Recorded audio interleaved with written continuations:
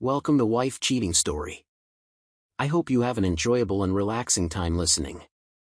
Let's get started. I could feel the air crackle with excitement the minute I stepped into the ballroom.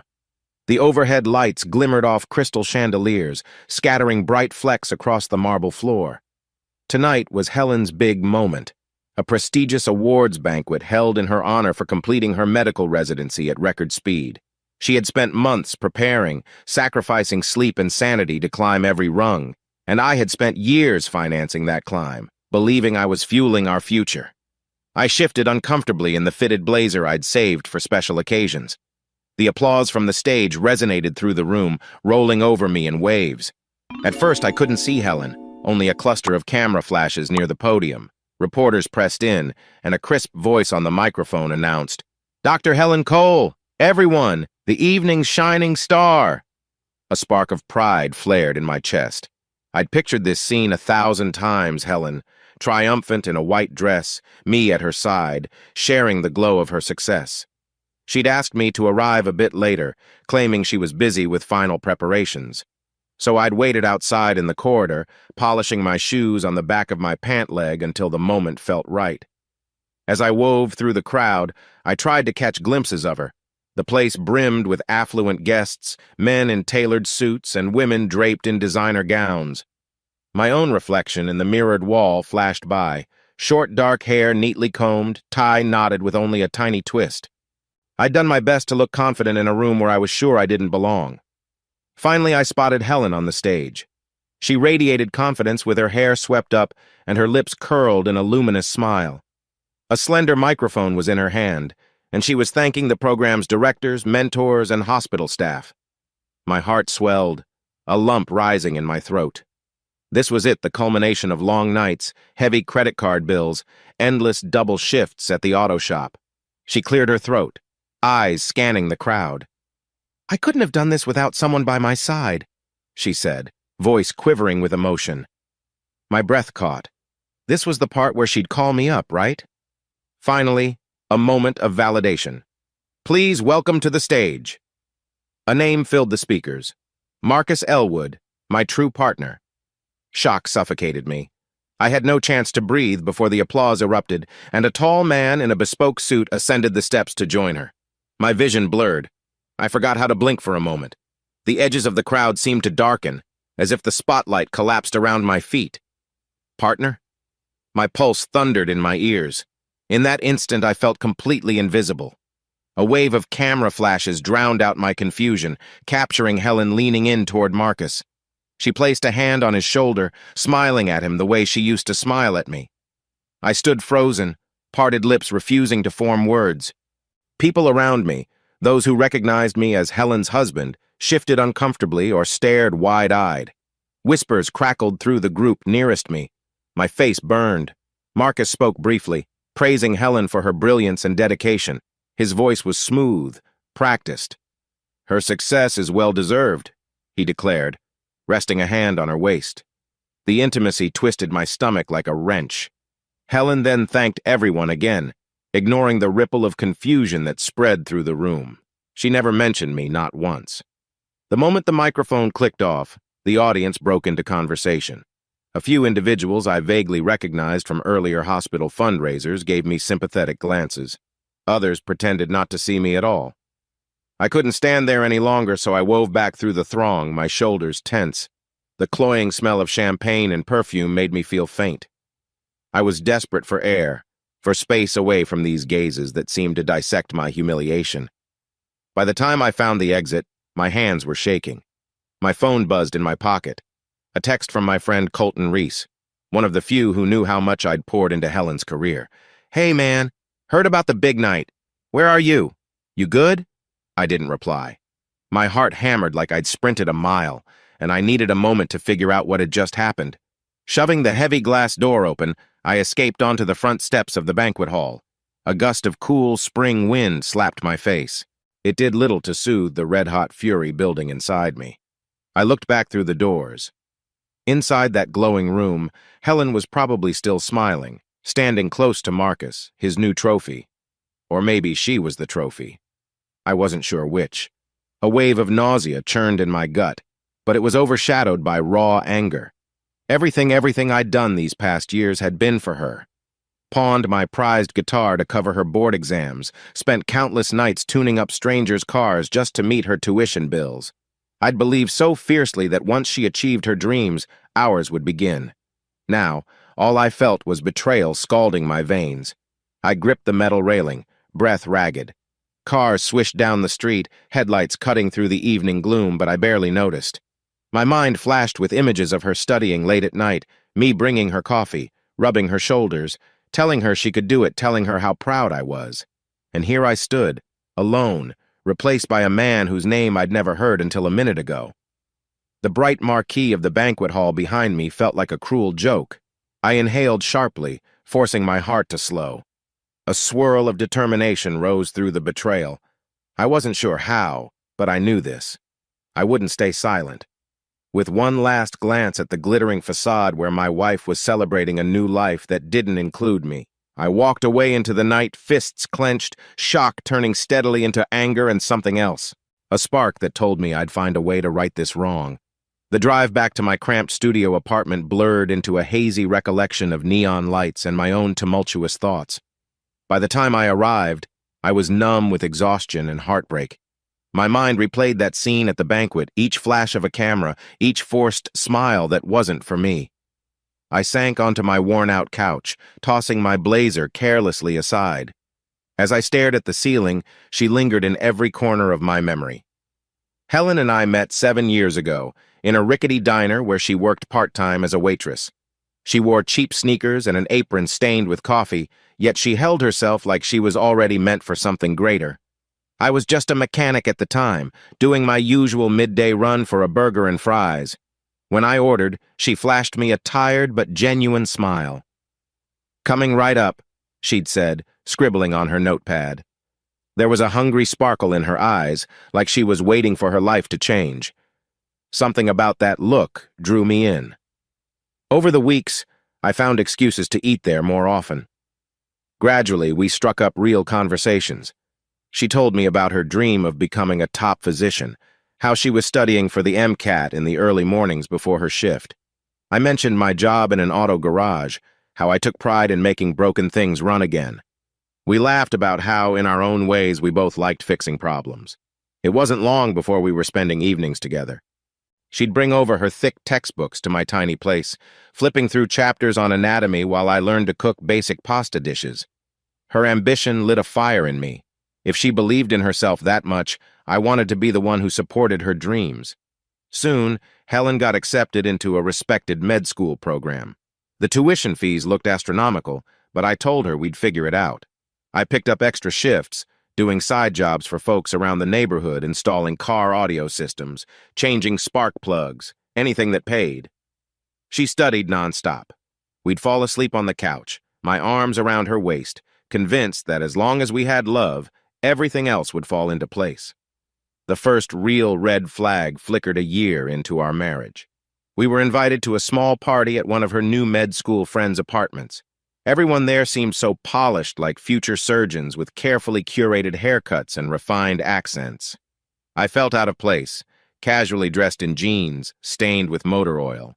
Helen hardly left the conversation circle of her colleagues to check on me. When she finally introduced me, it was with a slightly apologetic smile. "He's just so busy working. I'm so grateful for him." At the time, I took it as mild embarrassment on her part, maybe a sign she was worried about how her highbrow friends would view a mechanic husband. But I shrugged it off, telling myself that she was stressed, that we were from different worlds, and that love would keep us going. Over the years, my friend Colton Reese would give me these knowing looks whenever I praised Helen's dedication. He'd say things like, "Just be careful, man. She might leave you behind if you're not on the same path." I'd laugh it off, telling him love doesn't work that way. Obviously, I was wrong. I still remember the night Audra Barlow, who felt like the sister I never had, came over. Helen was out late at some research seminar, and Audra found me at the kitchen table, surrounded by bills. I was deciding which ones to pay first, the mortgage for our small house outside town, or Helen's medical supply fees. "You can't keep this up forever," Audra said softly, resting a hand on my shoulder. "She's ambitious. and you're drowning." I told her it would be worth it, that Helen was doing important work, saving lives. Audra's face was etched with worry, but she didn't argue further. She only offered to lend me some money from her own modest savings, which I refused. My pride wouldn't let me. Thinking about these moments now, I realized they weren't merely coincidences. They were hints, warnings that Helen's drive might outgrow her loyalty, but I'd been too in love or too stubborn to notice. A chirp from my phone dragged me back to the present. The screen showed a missed call from Colton. I ignored it for the moment, letting the phone slide onto the couch cushion. My stomach clenched as the memory of Helen, beaming under those stage lights with Marcus's hand at her waist, replayed like a loop I couldn't shut off. My eyes burned, a sudden wave of rage and sorrow choking me. All the double shifts, the nights I spent too tired to speak, the dinners eaten cold so Helen could study, had it all been for nothing? Or worse, had it all been for someone else to reap the benefits? Outside, a siren wailed in the distance, echoing across the city. I pressed my palms to my face, inhaling slowly. I needed to find a way forward, to figure out how one betrayal could slice through everything I believed in so swiftly. If she had truly replaced me with Marcus Elwood, what did that mean for the life we'd built? And so I lay there, old memories swirling with new heartbreak, the lines between love and outrage crossing until I could barely tell them apart. The next morning, I woke up on the couch with a stiff neck and the pungent smell of stale coffee in the air. My phone vibrated incessantly, voicemails, texts, missed calls. Each notification felt like a jolt to my system. I finally mustered the will to check my messages. Colton had left a series of worried voicemails. "Ray, I heard what happened. Call me back, man." One from Audra. "I'm swinging by your place if you don't pick up." Before I could respond, the front door opened. Audra stepped in, scanning the disarray unwashed dishes in the sink, half-empty coffee mug on the table, me looking like I hadn't slept in days. She said nothing at first, just crossed the room and gave me a tight hug.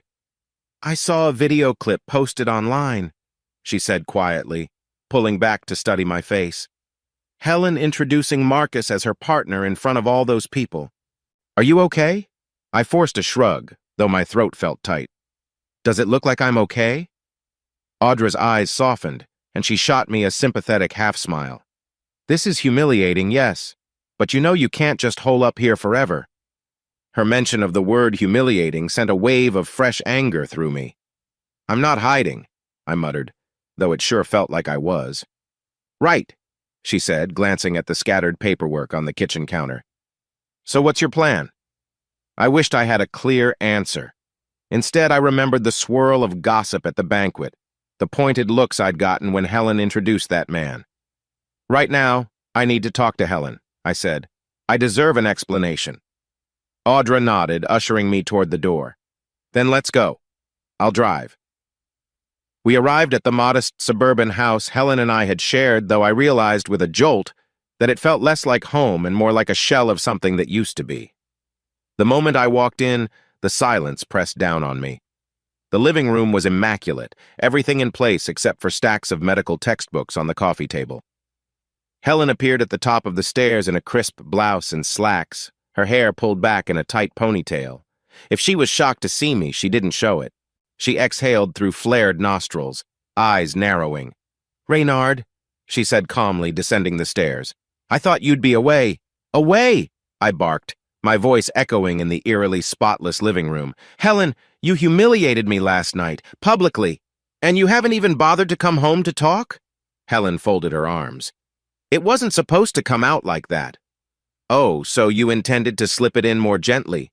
Maybe a private phone call to break the news that you've got a new partner?" My words dripped with sarcasm, every muscle in my body tense. Audra stood quietly behind me, arms crossed protectively over her chest, as though she might have to shield me from something. Helen's expression tightened. "Reynard, you have to understand. We're on different paths. I'm not the same person I was 7 years ago, and neither are you." "Don't talk to me like I'm the problem," I snapped. "Who is Marcus Elwood? Why the hell is he calling you his?" She bit her lip, eyes flicking toward the floor. "I met him through a hospital benefactor a while ago. He's helped me network, secure a few grants." My jaw locked. Grants I paid for? With my credit? My sleepless nights? Helen huffed, then gestured vaguely with one hand. You never fit in with my colleagues, Reynard. You're always out of place at these functions, and I cut her off, my voice rising, because I was working overtime to pay for your perfect medical career. Her face hardened, and look where it got us. You're bitter, resentful, and I'm forced to pretend we're still happy. A tremor of raw fury coursed through me. Forced? I echoed, nearly laughing at the absurdity. Helen, I did everything for you. Do you know how that feels to see you stand next to another man in front of the entire medical community and call him your partner? She sighed, casting a sidelong glance at Audra. I won't argue here. The truth is, Reynard, I'm moving forward. You've stayed the same. Any trace of composure I had left crumbled at that.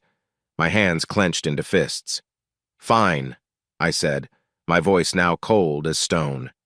Enjoy your new life. But know this, Helen, I'm not going to vanish. Whatever you thought this was, you're dead wrong. For a moment, her bravado slipped, and I saw the flicker of uncertainty cross her features. But she quickly masked it with a dismissive shrug. Then we'll see how this plays out, she said softly. With that, I pivoted on my heel and marched out, Audra at my side. The hush of the house behind me seemed to cling to my skin, an unspoken message that I no longer belonged there. In the car, Audra placed a comforting hand on my shoulder. I'm sorry, she said simply. Staring out the window, I felt more than just sorrow. I felt the burn of betrayal forging something new inside me, something sharper than heartbreak. That evening, I paced my studio apartment, footsteps squeaking against the old floorboards. A swirl of conflicting emotions tangled inside me, grief, anger, and a raging need to do something, anything, to take back a shred of dignity. Outside, neon lights flickered from the liquor store across the street. The hum of passing cars occasionally broke my train of thought. My phone buzzed again and I snatched it from the coffee table, hoping it might be Helen. But it was Colton, I answered, bracing myself. Yeah? Thank God, man, Colton said in a rush. Been calling all day. You holding up? I let out a bitter laugh. Not sure that's the right phrase. I confronted her and she basically told me I was worthless. Said I didn't belong in her world. Colton's voice grew quiet. Look, I know you don't want to hear this, but you need to think about how you're going to defend yourself, legally, financially, because if she's stepping out, who knows what else she's doing behind the scenes. That thought lit a spark in me. I remembered the countless wire transfers, the credit cards used to cover her expensive textbooks, the licensing exams, the specialized courses, all in my name. I've got proof, I said suddenly, words tumbling out. Every bank statement, every receipt. Proof of what? He pressed. Of how much I supported her, how I paid for everything. If she thinks I'm going to slink away quietly, she's got another thing coming. A moment's pause. That's big, Ray. But be careful. If she's connected with some hotshot named Marcus, they might bury you in legal fees if you try to fight dirty. I glanced at a file box shoved under my rickety desk. It was stuffed with old paperwork I'd never bothered to shred. Then I'll fight smart, I said. I'm not an idiot, Colton. I just never had a reason to push back until now. After we hung up, I pulled out the dusty file box. My chest tightened as I rifled through the chaos of invoices, monthly statements, and pay stubs. Page after page reminded me of what I'd sacrificed. It was as if my entire adult life was scrawled in black and white, each line item a testament to how far I'd gone to help Helen reach her dream.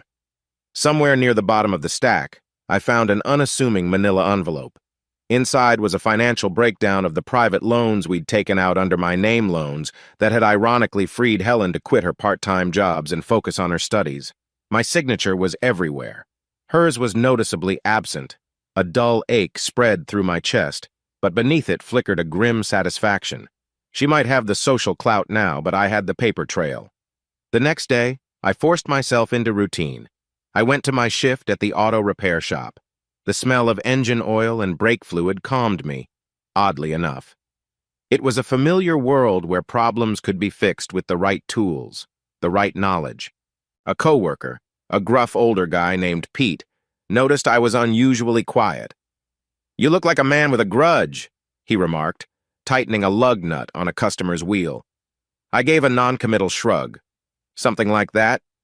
He studied my face, then handed me a wrench. "Just be sure you don't let it eat you alive. Holding a grudge is like letting someone live in your head rent-free." It was well-intentioned advice, but I wasn't in the mood to hear it. All I could think about was how Helen had turned me into a bystander to my own life, a bystander with a rapidly growing desire for payback. Later, as I left the shop, the weight of the evidence in that file box pressed on my mind. I realized that I didn't simply want to get even, I wanted her to face the repercussions of rewriting our history, erasing me in front of the world. I flicked on the TV when I got home, but the channels all blurred together. The tension in my body refused to settle. Colton's words echoed. "They might bury you in legal fees if you fight dirty." Fine. If I was going to do this, I had to be meticulous, ruthless even. My phone pinged with a text from Audra. "You okay? Heard she's parading Marcus around in some hospital networking event next week." I typed back, "Let her enjoy it for now." The truth was, a kernel of an idea was crystallizing in the back of my mind. If Helen wanted the high life so badly, maybe I could show everyone how she got there in the first place. And if Marcus was the unstoppable juggernaut backing her, then it was time to find his weak spots too. A swirl of guilt nagged at me. Helen wasn't just some random acquaintance after all. She was my wife, the woman I'd once planned to have a family with. But any pity or leftover affection warred with the image of her leaning into Marcus's side at that banquet. I set my jaw, turning off the TV. My reflection in the dark screen looked different, eyes sharper, determined. I'd always tried to be the good guy, the one who gave without expecting anything in return. But that generosity had just led me here abandoned, humiliated. I was finished playing that part. Gently, almost reverently, I slid the manila envelope back into the file box. I might not have wealth or a fancy last name, but I had a story, and soon the entire world would hear it.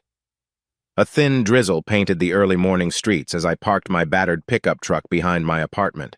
The alley reeked of damp cardboard and stale grease, but I barely noticed. My mind buzzed with the weight of what I planned to do today.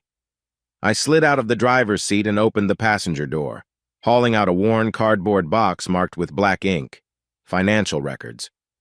My gut tightened at the thought of sifting through everything inside again, loan papers, tuition receipts, old bank statements with my signature on them. Yet this was my lifeline now, proof that I'd financed Helen's journey from hopeful waitress to celebrated doctor. Hurrying up the creaking stairs to my apartment, I kicked aside yesterday's mail and set the box on the small dining table. Rain pattered against the windows, the dim light making the place feel even more cramped than usual. I shrugged off my jacket and flicked on the overhead lamp, determined to start organizing these papers into something that could actually fight back. As I spread out the documents, my phone buzzed. I glanced at the screen, an unknown number. Normally, I'd let it go, but a spike of curiosity made me pick up. "Raynard Cole speaking," I said cautiously. A gravelly voice responded, "Mr. Cole, this is Gregory Fairchild. I got your contact from a mutual acquaintance, Colton Reese." I paused, collecting my thoughts. Colton never mentioned giving my number to a stranger. "Yes, sir. What can I do for you?" "He tells me you're in need of strategic guidance," Gregory continued, his tone measured. "I'm a retired attorney and an independent consultant of sorts. I've helped folks in delicate matters. Let's just say I have experience with complicated financial situations."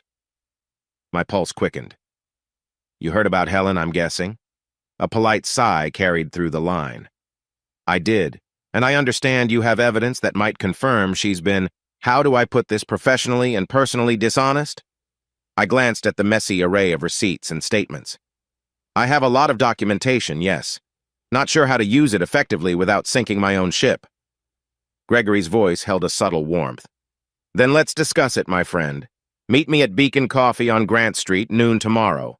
Bring enough so I can get a sense of the big picture. We'll strategize from there." He ended the call before I could ask more questions. I stood there for a moment, phone in one hand, a wrinkled statement in the other, uncertain but intrigued. If Colton vouched for Gregory, he must be legitimate. Maybe this was exactly the kind of break I needed. I spent the next few hours sifting through every scrap of financial history tied to Helen's education. There were receipts for her MCAT prep courses, monthly payments on the private loan I'd secured, even the printout of a wire transfer I made to cover her final licensing fees. As my pile of potential evidence grew, so did my resentment. Each number was a bitter reminder of the nights I'd lost sleep or worked overtime at the auto shop. To clear my head, I took a short walk around the block. The drizzle had eased up, replaced by a cold breeze that rustled the wet leaves on the sidewalk. Cars hissed along the asphalt. My thoughts drifted to Helen's new life with Marcus Elwood, someone living in luxury, courtesy of my sacrifice. Returning to my apartment, I grabbed a marker and labeled 3 separate folders: loans, tuition and books, personal support. I'd sort it all, then pick the most damning pieces to show this Gregory Fairchild. If Helen and Marcus wanted to pretend I never existed, I'd prove otherwise. I powered on my aging laptop to see if there were any digital records worth printing. That's when a news link caught my eye. Dr. Helen Cole and philanthropist Marcus Elwood attend hospital fundraiser. A photograph showed the two of them entering a sleek downtown venue. Helen wore a designer gown, her hair pinned elegantly. Marcus had his arm around her, exuding that effortless confidence of a man who'd never gotten grease under his fingernails. Hot anger pulsed behind my eyes. The caption praised them as a dynamic duo committed to advancing healthcare initiatives. I wanted to spit nails. Instead, I forced a calming breath and bookmarked the article, adding it to my evidence folder. The public needed to see who was truly funding her ambition. By nightfall, my living room looked like a conspiracy theorist's den, sticky notes with dates, amounts, and references plastered across the coffee table. As I double-checked the total figures, I couldn't stop my mind from drifting to the last real conversation I had with Helen. Her voice still echoed. "We're on different paths. You've stayed the same." If only she realized how quickly I was about to change. The next afternoon, I arrived at Beacon Coffee feeling strangely on edge. The place was small and warm, with exposed brick walls and a chalkboard menu listing fancy lattes I could barely pronounce. Jazz played softly overhead, just enough to fill the silence between customers. Gregory Fairchild waved me over to a corner booth. He was in his late 60s, silver hair carefully combed back. He wore a tailored blazer that spoke of old money, yet his friendly smile suggested he wasn't here to judge me. "Reynard," he said, standing to shake my hand with a firm grip. "Have a seat." I set my folder of documents on the table, feeling a flash of self-consciousness about my plain flannel shirt and worn jeans. Still, Gregory's gaze held no condescension, only curiosity. We ordered coffee, and he leaned forward. "Colton gave me the broad strokes. Before we delve into specifics, how serious are you about challenging your wife and her associate?" My eyes flicked to the papers as I exhaled slowly. "Serious enough to see it through no matter how messy it gets," I replied. Memories of Helen introducing Marcus as her true partner spurred me on, fueling my determination. Gregory nodded. "Let's look at what you've got." I opened the folder and began walking him through the key points: the bank loans under my name, receipts for textbooks, monthly evidence of tuition checks. Gregory thumbed through each page methodically, occasionally asking for a date clarification or a timeline, his brow furrowed deeper with every piece of paper. "Good heavens," he said softly when he got to the largest loan statement. "You put up your house as collateral?" "Yeah," I muttered. "We needed the money for Helen's third-year rotations. She convinced me it was just a temporary burden. By the time she graduated, we'd pay it off together." Gregory set the document aside. "And you're saying she never contributed financially to these loans?" "Not a dime." He nodded, a pensive gleam in his eyes. "That's significant leverage." I studied his expression. "But how do I use it without bankrupting myself on legal fees?" He tapped a finger on the table. "Depends on your end goal. Do you want restitution, public exposure, or both? Sometimes a strategic threat of exposure can yield a better settlement than a prolonged court battle." Just then, the barista brought over 2 mugs of coffee. I sipped mine, letting the dark roast steady my thoughts. Honestly, I'm not entirely sure yet. Part of me wants to blow this up in public so people see who Helen really is. But the other part wants her to face real consequences, not just humiliation. Gregory's lips curved into a wry smile. Nothing wrong with wanting both. We can approach this carefully. We gather as much corroboration as possible witnesses who knew you were the financial backbone. Then, if needed, we present it in a forum Helen and Marcus can't ignore. His directness was refreshing. You mentioned witnesses? I asked. Friends, family, neighbors, anyone who saw your sacrifice. Also, old employers or mentors who recognized you supporting her. Their statements could strengthen your case if Helen claims you're exaggerating. I nodded slowly. This validated an idea Colton had suggested, collecting testimonies. I think I know who to talk to. Gregory smiled. One more piece of advice. Keep everything discreet for now. If Helen catches wind, she'll move fast to discredit you. Or worse, Marcus will. We parted ways on that note, each of us taking a portion of the documents to scan. I left Beacon Coffee feeling lighter, as if I finally had a direction that wasn't just blind anger. That evening I drove to Colton's place. A short, musty hallway led me to his door in a slightly run-down condo building. He opened up with a grin, wearing cargo pants and an oversized t-shirt, advertising a rock band from the 90s. "Ray, good to see you, man," Colton exclaimed, pulling me into a brotherly hug. "How'd the meeting go?" I stepped inside, dropping my folders on his kitchen counter. "Better than I expected. Gregory seems smart, thorough. He wants testimonies from anyone who saw me finance Helen." Colton leaned against the fridge, arms crossed. "I can rally some folks, old neighbors, ex-bosses, even your aunt who lent you money that one time. All we need is a date and place to record statements." "Think they'll talk to me willingly?" I asked, a hint of uncertainty lacing my voice. Colton shrugged. "Most people liked you, Ray. They saw you busting your tail for Helen. They'll have your back." A pang of guilt fluttered in my stomach. And what if this ends up destroying her career? Despite everything, a tiny fraction of me still remembered the Helen I first fell in love with, dreaming big, laughing on my couch, leaning on me at the diner. Colton's gaze softened. "She destroyed your marriage. She already chose her path, man. You owe her nothing." I nodded, swallowing hard. "Right. Then let's do this." We spent the next hour brainstorming who to contact and how to keep it under the radar. As I left Colton's place, my chest felt tight with a potent mix of moral conflict and grim satisfaction. At least I wasn't fighting this war alone anymore. The following week brought a flurry of secret phone calls and discreet meetups. Audra helped coordinate introductions with former classmates of Helen's people who remembered me dropping her off at late-night study sessions or paying for expensive practice exams. Meanwhile, Colton arranged quick interviews with old neighbors who saw me working double shifts just to keep the lights on at home. I kept my activities off social media, aware that Helen and Marcus might try to trace my moves. Still, I couldn't resist a subtle experiment. I leaked one small piece of info to a minor online forum dedicated to medical professionals. Posting under a pseudonym, I wrote, "Ever wonder how Dr. Helen Cole financed her entire med school? Some folks say her hard-working spouse sacrificed everything." It was a vague hint, but enough to stir the pot. The forum was niche, but it had a knack for circulating gossip among hospital staff. Within days, I noticed chatter building about Helen's backstory fellow doctors who had apparently assumed she came from an affluent family. A few questionable remarks surfaced about Marcus's involvement in some philanthropic circles. People were starting to question the fairy tale narrative. During a lunch break at the auto shop, I thumbed through the forum threads on my phone. My heart thudded as I read a comment from someone claiming to work at the same hospital as Helen. Dr. Cole never mentioned a husband. Always shows up with Mr. Elwood. Strange. A small victory, but it gave me a rush of validation. I could almost picture Helen's frustration if word reached her that rumors were forming. Still, the achievement tasted bittersweet. I felt a small pang of regret, remembering the nights I used to hold her while she freaked out about exams. Had we really come to this a secret campaign of rumors and half-truths?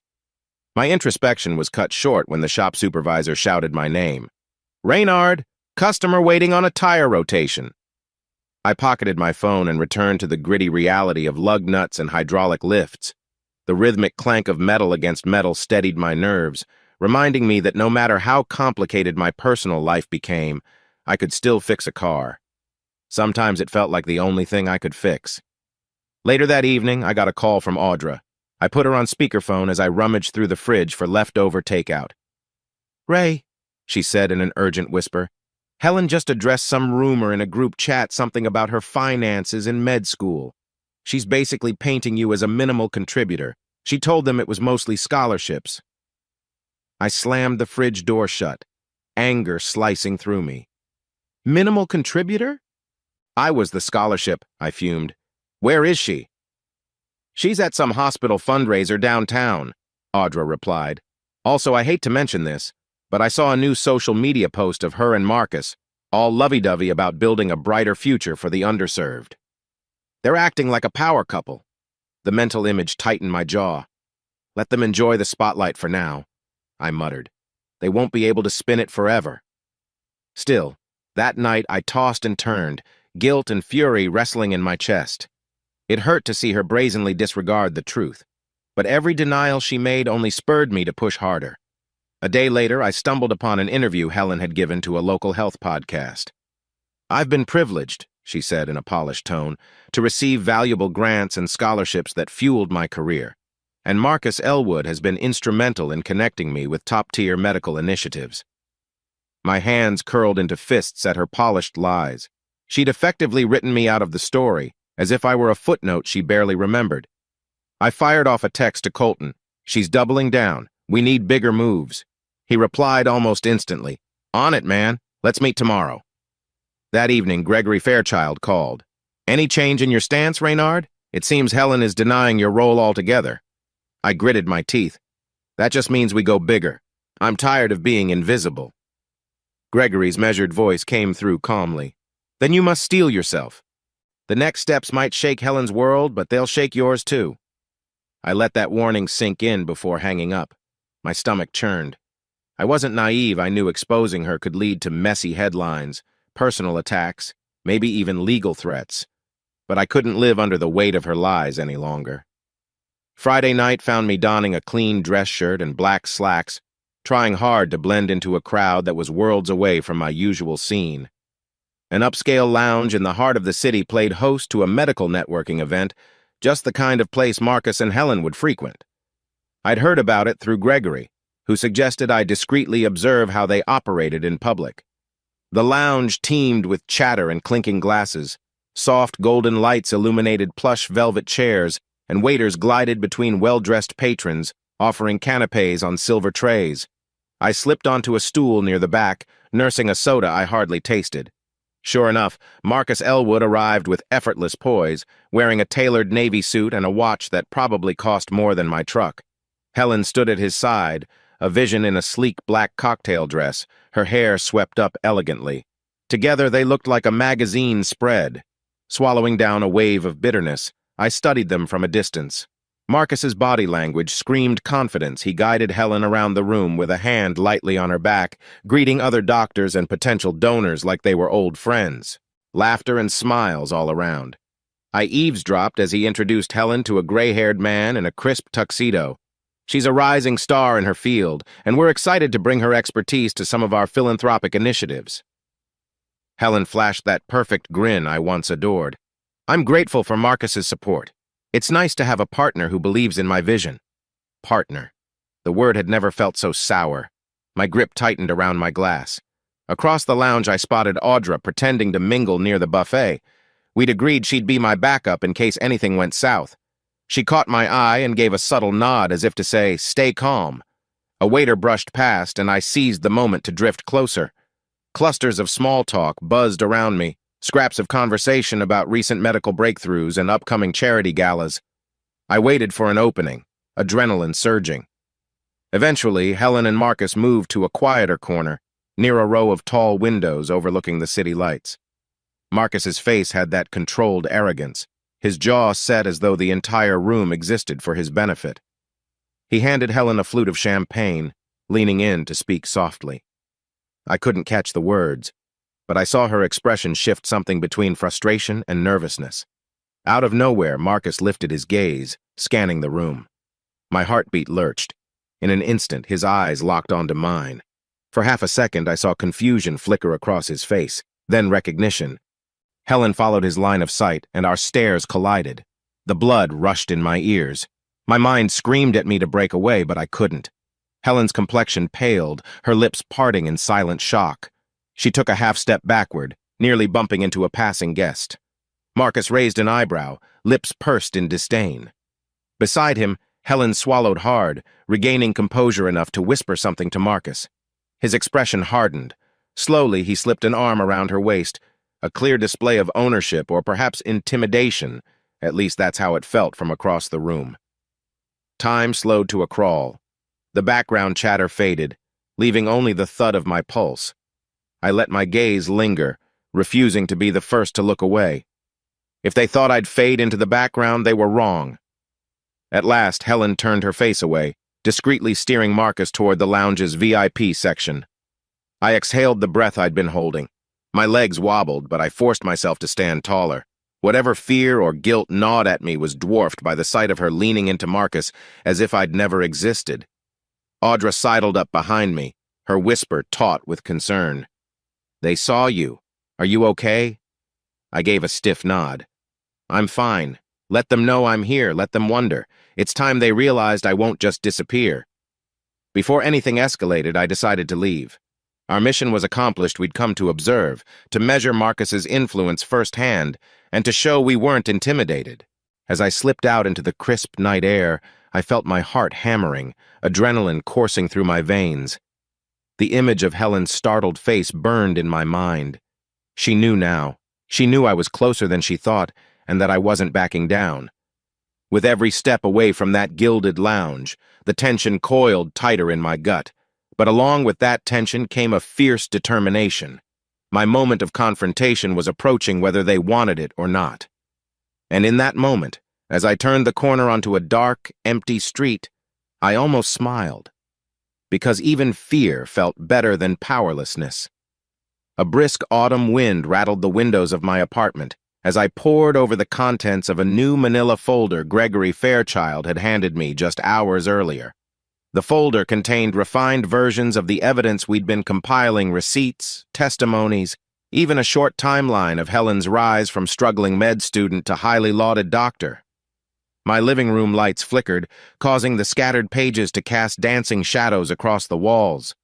I could barely believe how far I'd come in just a few weeks. Every phone call, every whispered conversation with old neighbors or ex-colleagues seemed to be paying off. Now I had a near-complete record of the financial trail that wove from my bank accounts straight to Helen's med school fees. But the final question remained. Where and how would I reveal it all? A text message from Gregory buzzed my phone. "Reynard, I've set up a meeting with a potential media contact this weekend. Let's talk strategy. GF. I thumbed a quick reply, "Sounds good. I'll be ready," before taking one last look around my cluttered apartment. I'd never exactly been neat, but the place had gone from untidy to war zone. Sticky notes covered the coffee table. Folders overflowed from battered cardboard boxes. Every wall felt like it was closing in on me. Still, the chaos matched the tension thrumming in my veins. The next morning, I drove downtown to meet Gregory at a small conference room he'd rented inside a generic office building. Under flickering fluorescent lights, he greeted me in his usual composed manner, silver hair combed back, wearing a charcoal suit that made him look like a stern professor. "I've made some discreet inquiries," he began, offering me a seat at a laminate table. "We have two clear pathways to exposing Helen and Marcus. One, we leak a portion of these documents to the press at a carefully chosen moment, maybe a day before an important event, so it blindsides them. Two, we stage a direct confrontation at one of their public appearances or private gatherings, ensuring onlookers and possibly journalists are present." I listened, my thoughts racing back to the time I saw Helen and Marcus at that lounge, how they'd locked eyes with me across the crowd. I couldn't shake the memory of Helen's tense expression, the flicker of fear in her eyes. The idea of calling them out publicly still twisted my stomach, torn between righteous anger and an old remnant of affection. Gregory seemed to sense my internal conflict. He steepled his fingers under his chin. "In any case, be warned. They'll likely retaliate with whatever resources they have. Marcus has connections in high places. Nodding, I tightened my grip on the folder in front of me.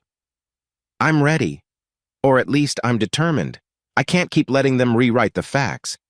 But how do we ensure they can't just spin it again? Gregory's mouth twitched in a small, wry smile. We show them the raw document's irrefutable proof and do it in a setting where backpedaling becomes impossible. A hospital fundraiser, a medical board gala, an engagement party, some event that matters to Helen's image. I gave a half chuckle. Helen always dreamed of wearing a fancy ring and hosting the kind of black tie affair where big donors write big checks. My voice took on a bitter edge. She might just get that engagement party with Marcus, and that might be my moment. Gregory tapped a pen against his legal pad. If you catch them at an event that showcases their so-called philanthropic partnership, you could deliver the truth straight to the people they're trying to impress. The very thought sent a jolt of adrenaline through me. Taking on Marcus and Helen in the heart of their kingdom, so to speak, felt both reckless and thrilling. If they have that party, I'll be there. Gregory nodded, his expression softening slightly. Then let's be methodical.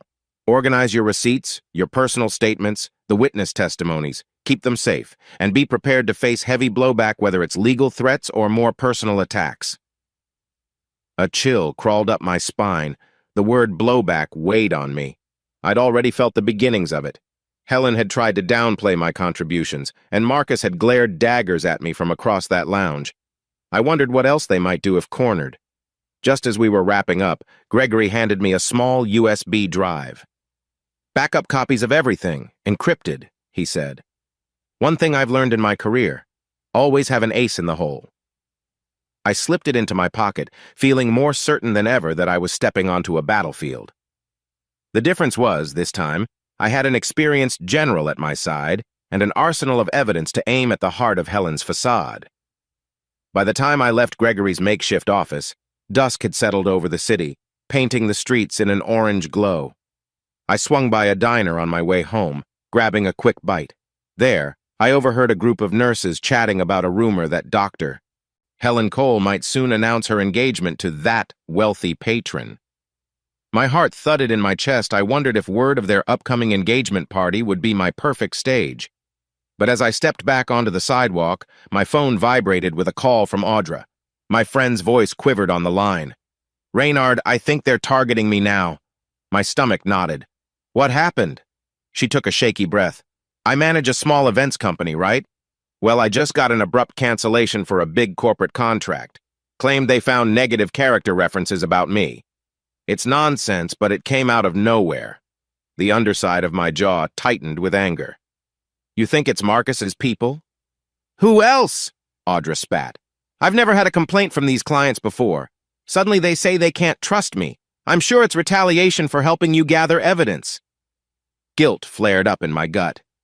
"I'm sorry, Audra. I didn't mean for you to get dragged into this." "Don't apologize," she said firmly. "I stand by you. I just want you to know they're trying to intimidate us." After the call, my mind raced. Tension twisted my spine as I considered how far Marcus might go to protect his own image and keep Helen's backstory squeaky clean. I had to steady myself, reminding my heart that I'd sworn not to quit no matter the cost. The next day, Colton swung by my apartment with a six-pack of cheap beer. We settled onto my lumpy couch, the battered coffee table in front of us stacked with legal documents and half-eaten takeout boxes. "I heard what happened to Audra," Colton said quietly, popping open a can. "She's tough, but she's rattled." I nodded. "They're hitting her career. That's low even for them." His eyes flicked to the array of paperwork. "We can't let them scare us off, though. You have to keep going." My gaze dropped to my trembling hands. "I know. It just feels like every time I turn around, someone's paying for my choices." I bit my lip, guilt gnawing at me. I hate that it's affecting people who've done nothing wrong except support me. Colton handed me a beer, his tone gentle. "That's on Marcus and Helen, not you. They're the ones stooping to cheap tactics. Don't let them warp your conscience." I took a swig, the cool bitterness grounding me. "Thanks," I mumbled. "We won't back down." Colton clinked his can against mine in a silent toast. Damn straight. For a brief moment, the weight on my chest loosened.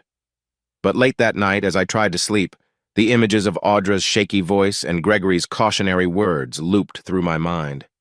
It was clear that while I prepared to expose Helen's lies, she and Marcus would do everything in their power to derail me, even if it meant destroying my friends' livelihoods. Yet strangely, the more they pushed, the stronger my resolve became. This was no longer just about me recouping lost honor. It was about showing them that ordinary people like me and Audra and Colton weren't disposable, that they couldn't simply rewrite the narrative without repercussions. A crisp morning light filtered through the blinds when I awoke to frantic knocking at my door. Groggy, I shuffled over and cracked it open to find Colton, hair a mess, wearing sweatpants and a faded hoodie. "Dude, get dressed," he hissed, stepping inside uninvited. "We have a problem." My stomach lurched. "What kind of problem?" He waved his phone at me. "I got a tip from an acquaintance who used to work private security. Says Marcus hired someone to snoop on you, probably to uncover any skeletons in your closet, or maybe to find your evidence stash." My blood ran cold. "When?" "Last night, apparently." His eyes narrowed. "They might be close to figuring out where you keep your files." I glanced at the piles of papers on my coffee table, dread knotting in my chest. "If they manage to snag that evidence, it's game over," Colton finished grimly. We sprang into action, gathering the most sensitive documents into a single box. I slipped the USB drive Gregory had given me into my back pocket. I wasn't about to let that out of my sight. "Let's move this stuff to Gregory's office or somewhere secure," Colton suggested. We carried everything down the stairs to my pickup truck, hearts pounding with each step. On the drive, every passing car felt suspicious. My eyes flicked to the rearview mirror, scanning for anyone who might be tailing us. 2 blocks from Gregory's rented space, my phone chimed. It was Gregory himself. "Change of plans. My usual office is compromised. Meet me at the public library on Vernon Street, 2nd floor study room. Safer to hand off documents there." I swerved onto a side road, heading for the library. My heart hammered in my chest as I pulled into the parking lot, the stately brick building looming overhead like a fortress of old books and whispered secrets. Colton and I hustled inside, passing a row of study tables filled with college students. Gregory waved us over from a corner room with large glass panels. We rushed in, and I locked the door behind us. "What's going on?" I asked, breathless. Gregory's expression was uncharacteristically tense. "I got word from an old contact that Marcus's men tried to bribe one of the building managers at my usual office, hoping to gain access after hours. Lucky we caught wind in time." Colton shook his head in disgust. "He's going all out." Gregory's gaze swept over the documents in our arms. "Let's store those off-site immediately. I've arranged for a small safe deposit box at a local bank. No digital footprints. We'll keep the originals there." We quickly shuffled through the pages, deciding which ones needed the highest security. I turned to Gregory, speaking quietly. "Marcus almost discovered our entire dossier. Are we safe now?" He didn't sugarcoat his answer. "Safe for the moment, but these people are resourceful. Don't underestimate them." The tension in that tiny study room was suffocating. The hum of fluorescent lights above felt like an interrogation lamp. But as we quietly packed the crucial evidence into a smaller, locked container, I sensed a strange relief. We'd dodged a bullet barely. On our way out, Gregory offered me a tight-lipped smile.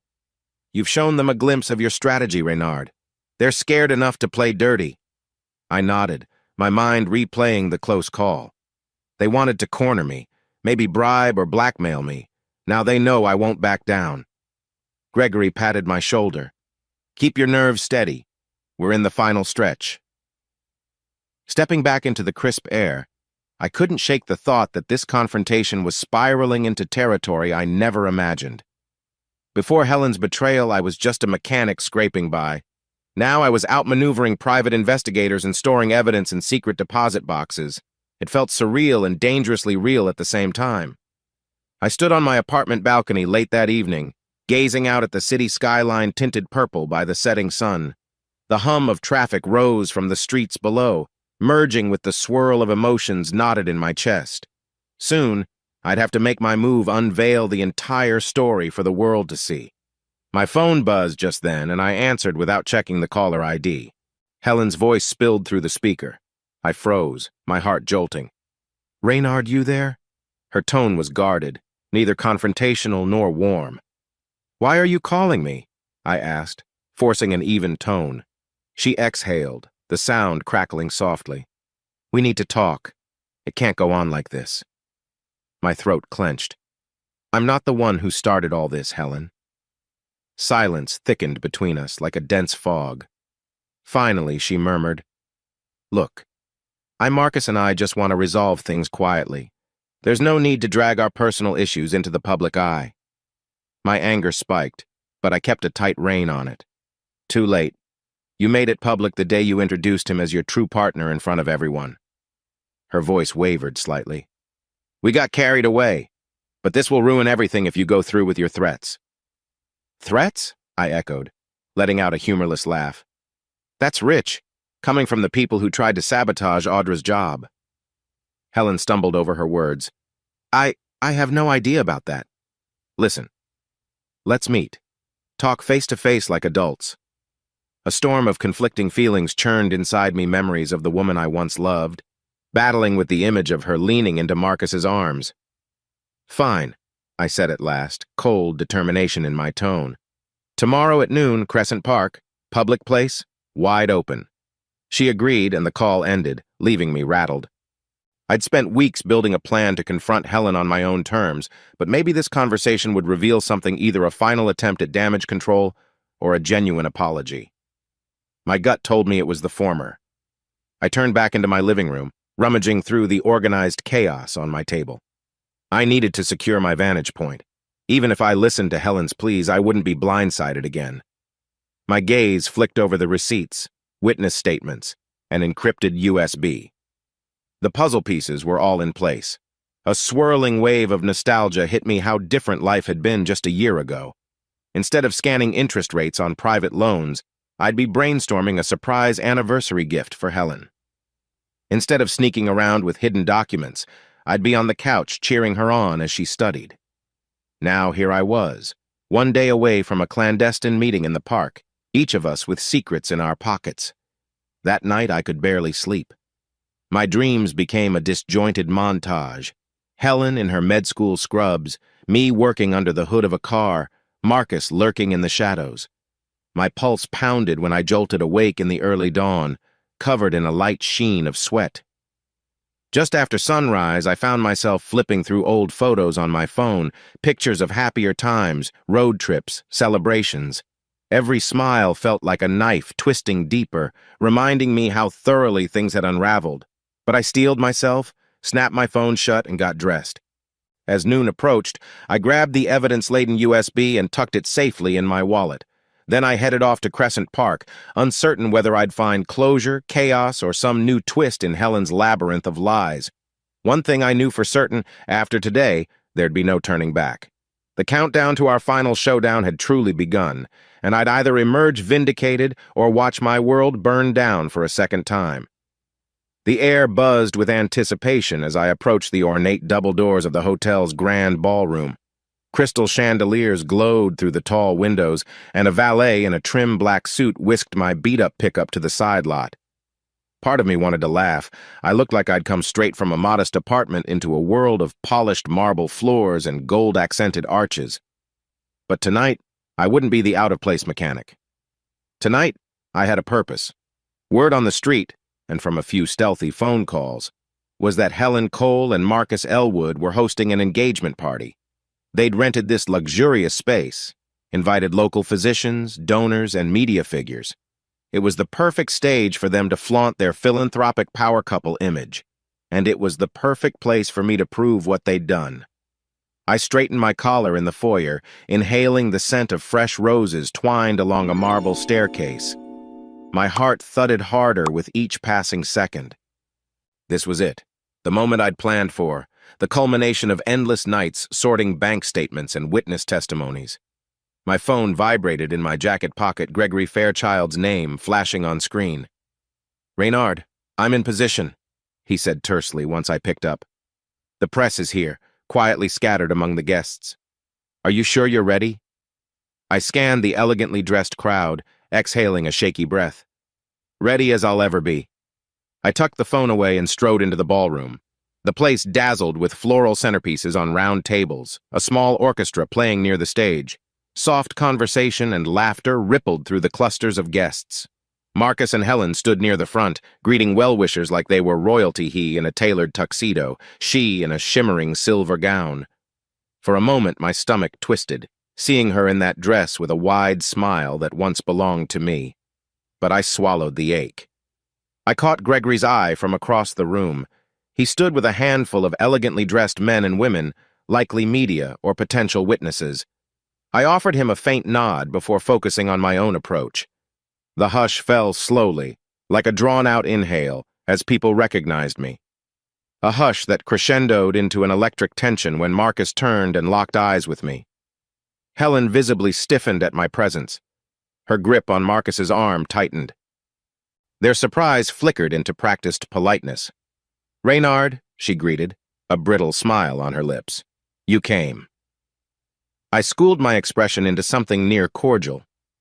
Couldn't miss such a momentous occasion. My gaze flicked to the microphone stand near a small stage, arranged for speeches or toasts. Marcus gave a low, mocking chuckle. "You're not on the guest list, friend. Better step away before you cause a scene." "That's exactly why I'm here," I said calmly, sliding past them toward the platform. My pulse hammered like a drumbeat in my ears. Staff members stared in confusion, but I didn't waver. Once I took the stage, I cleared my throat and the hush became absolute. The orchestra halted mid-note. I lifted the microphone to my lips. "Good evening, everyone. My name is Reynard Cole." Helen's eyes flashed with panic. Marcus's jaw set in stone. From the corner of my vision, I saw a few press cameras discreetly raise, capturing the tension in real time. "I'm here," I continued, voice surprisingly steady, "because tonight Dr. Helen Cole and her fiancé, Marcus Elwood, want to celebrate their future, and I'd like to share the truth of how that future was built." A rustle of confusion rippled through the guests. Helen pressed forward, her face pale. "Reynard, don't!" But I pressed on, brandishing a sheaf of printed documents. "Helen, for years I supported your education, your ambitions. Every penny that financed your med school journey came from my accounts, my loans." The overhead lights glinted off the papers in my hand. "Yet you publicly denied my role, introduced Marcus as if he funded your success." A murmur rose in the crowd, frantic whispers flying from one table to another. Marcus's shoulders tightened under his tuxedo jacket. "You're making a spectacle of yourself," he hissed, voice resonating across the silent room. I refused to flinch. "Maybe, but I won't let you rewrite history for your convenience." A hush fell again as I began reading off select entries, the tuition checks, the textbooks, the living expenses. Each figure was an arrow striking Helen's carefully curated narrative. Media personnel in the back jotted down notes or filmed with phones. I glimpsed Helen swaying slightly, her expression turning from anger to a kind of despair. Finally, I set the papers aside, exhaling a ragged breath. "So that's the truth. If you choose to celebrate them tonight," I gestured to Helen and Marcus, "know what was sacrificed along the way. Know who actually made that possible." My voice trembled at the end, not from fear but from a surge of bittersweet satisfaction. For the first time in months, I felt free. No more hiding, no more letting them define my role in their story. Helen looked on the verge of tears. Marcus's face was ashen, a muscle ticking in his jaw. In that charged second of silence, the entire room seemed to exhale at once, like a thundercloud had burst overhead. Lowering the microphone, I stepped off the stage. Glances of shock and pity, condemnation and curiosity met me from all angles. Yet I walked through it all, head held high, heading straight for the ballroom doors. It wasn't mine to stand around and watch them scramble for excuses. I'd delivered my truth. Right as I reached the exit, I caught a glimpse of Helen. She stood near the stage, trembling hand to her mouth, tears in her eyes. Marcus hovered at her side, face twisted with rage. I pushed aside any flicker of pity. This was the reckoning they'd asked for. Outside, the cool night air greeted me like a benediction. My heart hammered, adrenaline spiking in my veins. I paused on the empty sidewalk, letting the enormity of what I'd just done wash over me. One step, then another, and I was gone, leaving them to deal with the fallout they'd never see coming. I didn't go far, just around the corner to a quiet courtyard, where the glow from the hotel's tall windows flickered through the trees. My phone practically vibrated out of my pocket, messages and calls pouring in. I half expected Gregory to be the first one to reach me, but it turned out to be Audra. "Oh my God, Ray," she breathed the moment I answered. "That was incredible. News is already hitting social media." I sagged onto a low stone wall, heart still pounding. "I didn't stick around to see how it ended," I confessed, my voice unsteady. "How bad is it?"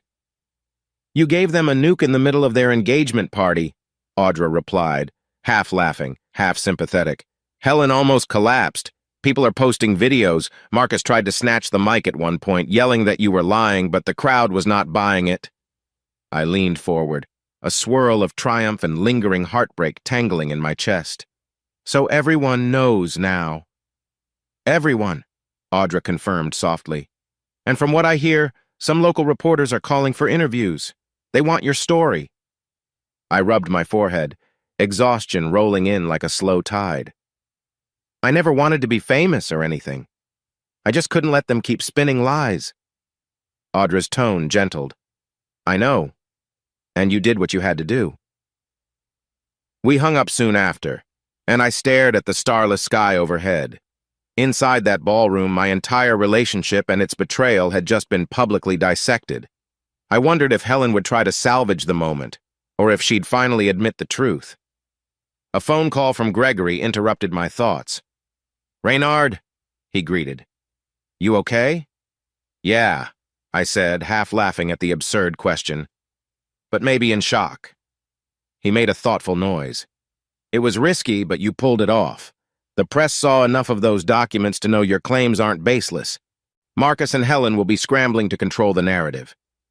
"Let them scramble," I muttered, though a pang of guilt flickered. Part of me still remembered the nights I'd rooted for Helen, believing in her dream so fiercely I sacrificed my own. Now I'd just torched that dream in front of everyone. Gregory cleared his throat. "There's bound to be immediate backlash. They might claim you forged documents or took loans you never intended to pay. Don't engage directly. Let the evidence speak for itself. And be prepared, everyone will want a comment from you." I sighed. "Guess I'm not going to sleep much tonight." He gave a dry chuckle. "Probably not. But for what it's worth, you showed real courage. Now let's see how they respond." After the call ended, I meandered away from the hotel, passing a handful of guests who'd fled the party early, their voices hushed and agitated. A few recognized me, stared at me wide-eyed, but nobody approached. My phone dinged repeatedly with texts from unknown numbers, news outlets, even distant acquaintances. I scrolled through them, half-dazed. Colton, "Man, you did it. Proud of you." Local journalist, "Mr. Cole, any chance for an interview about tonight's bombshell?" Ex-neighbor, "We always knew you sacrificed for Helen. Good for you." One text, though, cut deeper than the rest. "Helen, please talk to me. This can't be the end. Please." My jaw tightened. Just moments earlier, she'd been building a new life with Marcus while pretending I never existed. Now she wanted to talk. I shoved the phone back in my pocket. Maybe I'd talk to her eventually, but not tonight. Tonight was about letting the truth settle like a dust cloud in their gilded world. As I headed down the silent street, my mind kept flashing to that final look on Helen's face: shock, heartbreak, maybe even regret. But the memory of her calling Marcus her true partner snapped me back to reality. I'd spent months living as a footnote in my own life. The time for second-guessing was over. Finally, I reached my truck, the same old rust-speckled thing that had carried me through so many double shifts. Slumping into the driver's seat, I ran my hands over the steering wheel. My reflection in the rearview mirror looked older, more worn, but beneath the fatigue shone a spark of victory and a glimmer of sorrow. I turned the key in the ignition, the engine sputtering to life. Through the windshield, I glimpsed the glowing hotel far behind me. I pictured the chaos inside Marcus fuming, Helen cornered by reporters, partygoers abuzz with gossip. and I realized that at last they were experiencing a fraction of the humiliation they'd thrust on me. It wasn't a perfect triumph. Revenge rarely feels as clean as the movies suggest, but it was a reckoning. I drove off into the night, the city lights streaking past in a blurred mosaic. My phone kept buzzing, but I ignored it. I needed the quiet hum of the engine to ground me, to remind me I was still standing, still breathing, and no longer silent. By dawn, my phone was swamped with hundreds of notifications. Even my old co-workers at the auto shop had left excited voicemails. "Dude, you're all over social media!" The confrontation video had spread like wildfire, turning me into some kind of internet sensation, a wronged husband who fought back. That morning, the local news channels ran a segment about the fiasco. I caught one on a TV in a diner while grabbing a coffee. Footage from a guest's cell phone showed me on stage, calmly rattling off financial figures while Helen and Marcus watched in horror. The news anchor, in a concerned tone, described it as a dramatic twist to an otherwise opulent event. I took my coffee to a small booth, phone in hand, scrolling through messages. Gregory had texted a reassuring note. "Focus on truth, not drama. The evidence stands." Colton had written a short but enthusiastic, "We're behind you. Proud." Even Audra had chipped in. "Everyone at the office is talking about you, and for once it's positive gossip." Yet as I sat there, the initial rush of victory was starting to fade, replaced by a dull ache. The diner's overhead lights reflected off the cheap tabletop, reminding me how ordinary my life was compared to the glitz of last night. All this fame and sympathy, yet inside, I still felt raw. Stepping out of the diner, I nearly walked face first into a local reporter who recognized me from the news. "Mr. Cole," she said breathlessly, a microphone clutched in her hand. "Could I get a quick statement about your allegations?" My pulse spiked, but I forced a polite smile. "I've said what I needed to. Documents are with my counsel. That's all for now." She pressed on, eyes gleaming. "Any reaction to Dr. Cole's claims that you both financed her education together?" I stiffened. "Both financed?" She was already spinning. "That's not accurate," I said tersely. "The records speak for themselves. I don't want to add more speculation."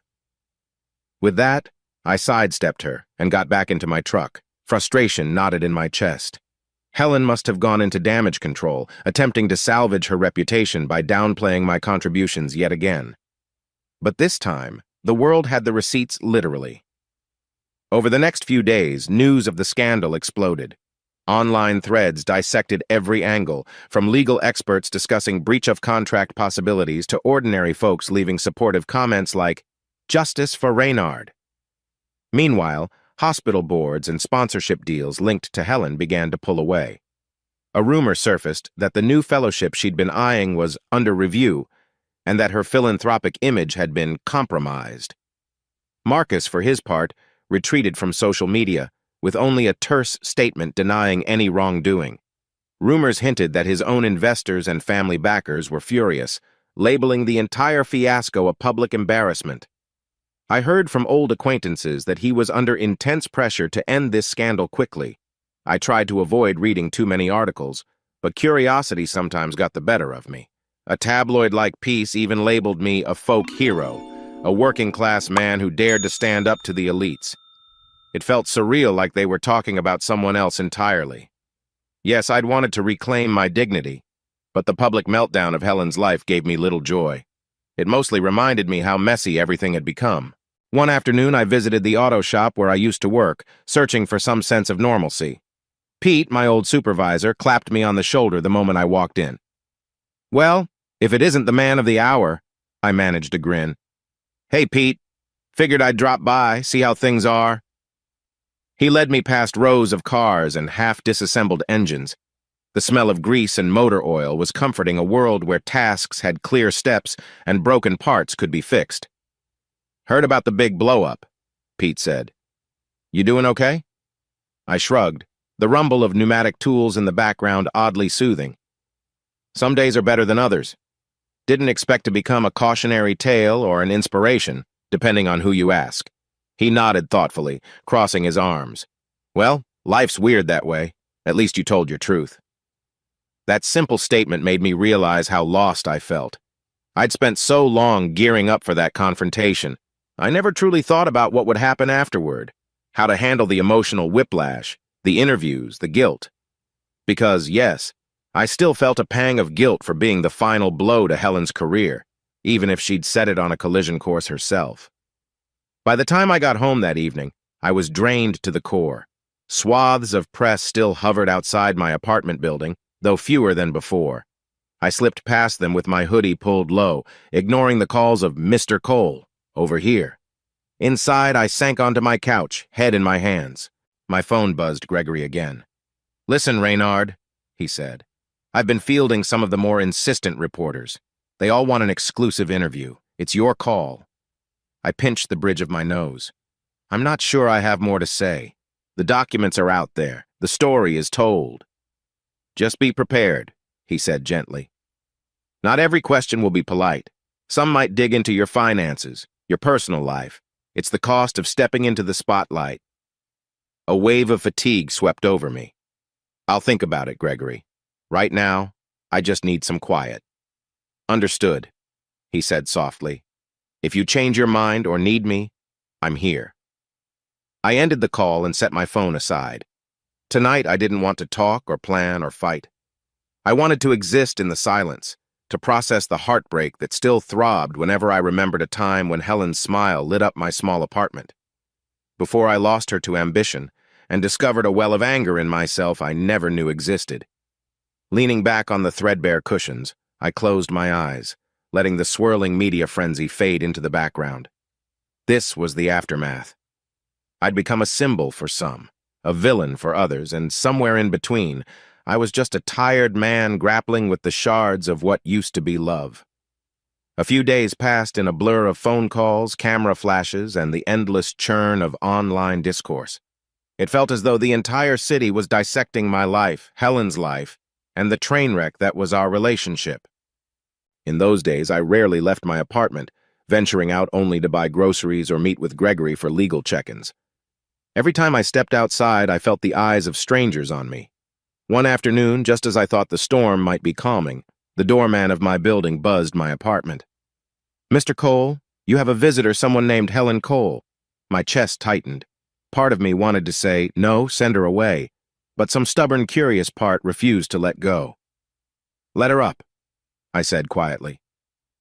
Moments later, a hesitant knock sounded on my door. When I opened it, Helen stood there, eyes rimmed with exhaustion, her usual polished look replaced by a gray sweater and jeans. The once haughty confidence in her posture was gone. She clutched her purse strap as if it were a lifeline. "Can I come in?" she asked, voice subdued. I stepped aside, heart pounding. She moved into the apartment with tentative steps, glancing at the stacks of documents still littering my coffee table. I noticed how she fidgeted, the same anxious habit she had in med school when an exam loomed. "I'm sorry about just showing up," she started, "but you wouldn't answer my calls and I need to talk to you." Crossing my arms, I took a seat on the armrest of my couch, maintaining distance.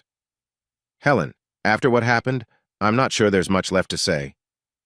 She nodded, her gaze drifting to the windows where the afternoon light cast long shadows. "I know, She swallowed hard. "Everything is falling apart. My sponsors, my fellowship, even the hospital board is reconsidering me. Marcus's family is furious with him. He's had to step back from public events." I didn't respond immediately. My emotions twisted between a glimmer of satisfaction and an unexpected pang of empathy. She sank onto the opposite side of the couch, shoulders slumped. "I never meant for it to go this far," she whispered, tears gathering in her eyes. I was caught up. The attention, the prestige I felt like I was finally recognized for my hard work. And Marcus promised to open doors I couldn't reach alone. She wiped at her cheeks. "But I never wanted to destroy you." A lump formed in my throat. "You destroyed us long before this," I said quietly, images flashing of that night she introduced Marcus as her true partner. "I gave you everything, and you erased me like I was nothing." She looked down, tears sliding down her cheeks. "I know. I wish I could take it back." My chest constricted painfully.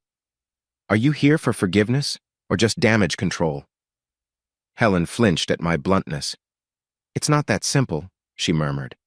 "I hate seeing how people have turned on me, but I also regret hurting you. I wanted to ask if we could at least talk about a settlement or some arrangement so we don't tear each other apart in the media any further." A wave of bitterness washed over me. So it comes down to negotiation. But I forced myself to remain calm. "I'm not out to ruin your entire life, Helen. I only wanted the truth recognized. What's done is done." She nodded, eyes drifting again to the paperwork. "Will you let Gregory handle it quietly? I can sign whatever documents or apologies you need. Just please, can we end this war?" For a moment, silence stretched between us, thick with old wounds. Finally, I inhaled. "I'll speak to Gregory. We can figure out a formal settlement. As for forgiveness," my voice caught, "I'm not sure how to hand that out on demand." She squeezed her eyes shut, tears slipping free. "I understand." We stayed like that for a long minute, the quiet hum of traffic seeping through the windows. I thought about how I'd once dreamed we'd celebrate her success together, that I'd show her the world's wonders once she had that MD behind her name. Instead, we were here, reduced to legal battles and tearful regret. Rising from my perch on the armrest, I walked to the door. "I think it's best you go," I said, my tone weary but not cruel. "We'll settle this with our attorneys. No more illusions."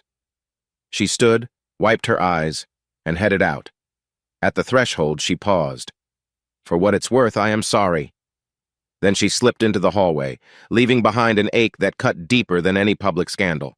I closed the door, leaning against it as I tried to steady my breath. The confrontation was over, the truth exposed, and Helen, my once-beloved wife, was left grappling with the fallout. The revenge I'd so carefully orchestrated had come to pass, and the emptiness it left behind was startling. That night I found myself staring at a single photograph on my mantel. Helen and me during happier times, arms wrapped around each other at a carnival. I'd planned so many futures for us, yet it was time to accept that those dreams had died. "You got what you wanted," I whispered to my reflection in the dark TV screen. The question now was, what next? The morning sunlight streamed through the blinds of my modest apartment, casting slanted beams across stacks of unopened letters and newspapers. Despite the chaos, I felt lighter. For the first time in months, I wasn't waking up in dread of another scandalous headline or confrontation. The world already knew my truth, and I no longer had to hide behind caution. I sipped cheap coffee from a chipped mug and flipped through the day's mail. A glossy envelope with a gold crest caught my eye. An invitation to speak at a local entrepreneur luncheon. "Reynard Cole, we admire your resilience," it read. My lips curved into a wry smile. Only weeks ago, I was a non-name mechanic overshadowed by Helen's achievements. Now people wanted my story in official gatherings. A knock on the door interrupted my thoughts. I set down the letter and opened up to find Gregory Fairchild standing there, wearing a tailored navy jacket that seemed oddly formal for a weekday morning. He offered a courteous nod. "Mind if I come in?" "Sure," I said, stepping aside. "Didn't expect you so early." Gregory glanced around my cluttered living room. "I've been fielding a few calls," he began, taking a seat on a battered armchair. "Investors and local leaders are curious about your next steps. Some are just chasing publicity, but others have genuine interest in helping you rebuild." I ran a hand over my jaw, still feeling the gritty stubble. "Rebuild what, exactly?" He gave a measured smile. "Your life, for starters. But also, there's talk of a small community workshop, a place where you can use your mechanical skills to teach and mentor. I recall you once mentioned how you loved guiding younger employees at the auto shop." The idea lodged in my mind like an ember. I'd always found quiet pride in teaching new hires how to handle an engine block or diagnose a faulty transmission. "I never thought about running my own place," I admitted. Gregory raised an eyebrow. "Your public image has shifted dramatically. Folks see you as a determined underdog who took on the powerful and won. If you leverage that goodwill, you might secure funding or partnerships you never dreamed possible." I let out a slow breath. In a way, it was tempting using my newfound reputation for something good. But the thought of stepping into a public role made me uneasy. "I'm not exactly a PR expert," I said, rubbing the back of my neck. Gregory chuckled. We'll handle that carefully.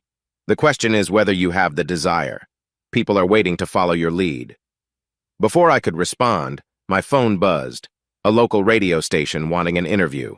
I silenced it, my heart hammering with conflicting emotions. Part of me yearned for a quiet life away from cameras and controversies, but another part recognized the chance to do something meaningful, maybe for the first time since everything crashed with Helen. Think about it, Gregory said, rising to leave. We have options. I believe you could do real good with the right resources. He let himself out, leaving me alone with the swirl of possibilities. I glanced back at the glossy luncheon invitation, then at the plain walls of my apartment. The contrast felt like a metaphor for my life, stuck between old grudges and a new horizon. With a steadying breath, I decided maybe, just maybe, I was ready to take a step forward. A week later, Audra Barlow and Colton Reese accompanied me on a drive across town where Gregory had arranged a viewing of an old warehouse. We rumbled down a potholed street, graffiti-tagged walls rising on both sides. The place was a far cry from the sleek halls Helen and Marcus once frequented. Somehow, that made it feel more honest, more me. We pulled up to a battered steel gate. Inside the chain-link fence lay a run-down brick building, its windows boarded in places, the roof patched haphazardly with tar.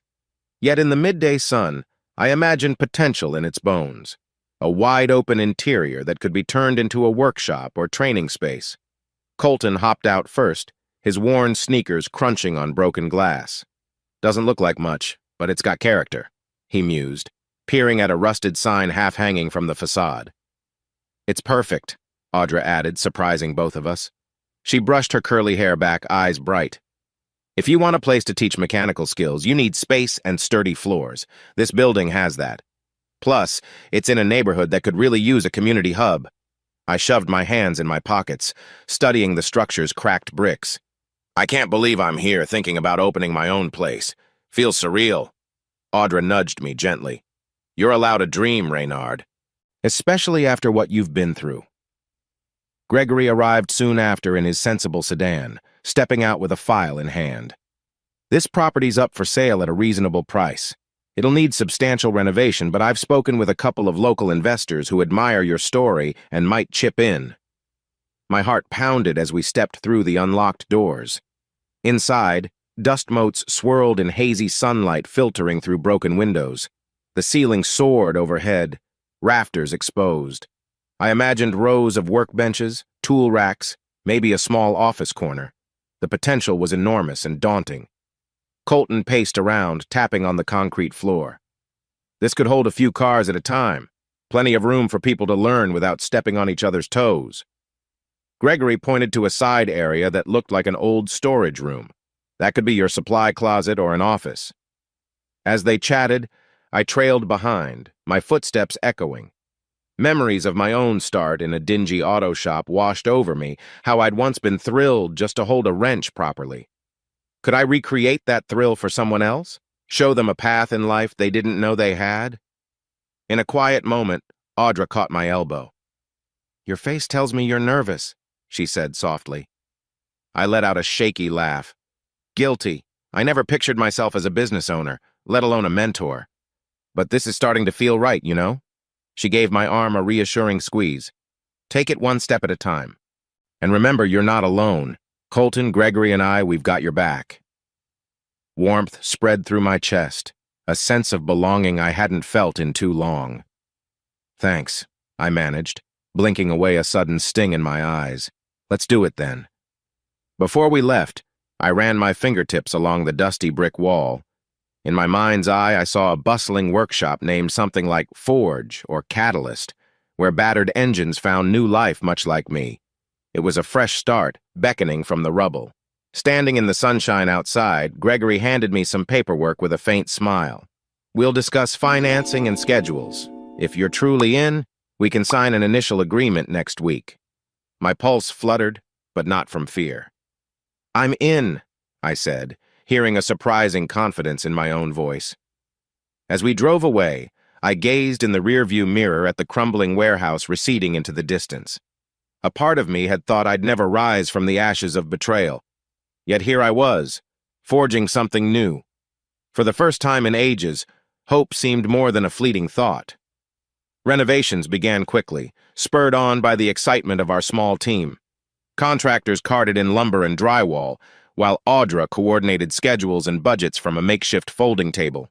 The stale air was replaced by the scent of fresh sawdust and paint. I spent my days in old jeans and a sweaty t-shirt, helping wherever I could, patching holes in the concrete, sanding down rough edges, even learning a bit about electric wiring. As we dove into the project, I found a strange peace. Having a tangible goal turning a neglected building into a community workshop steadied my mind. It was worlds away from the media circus that had plagued me not long ago.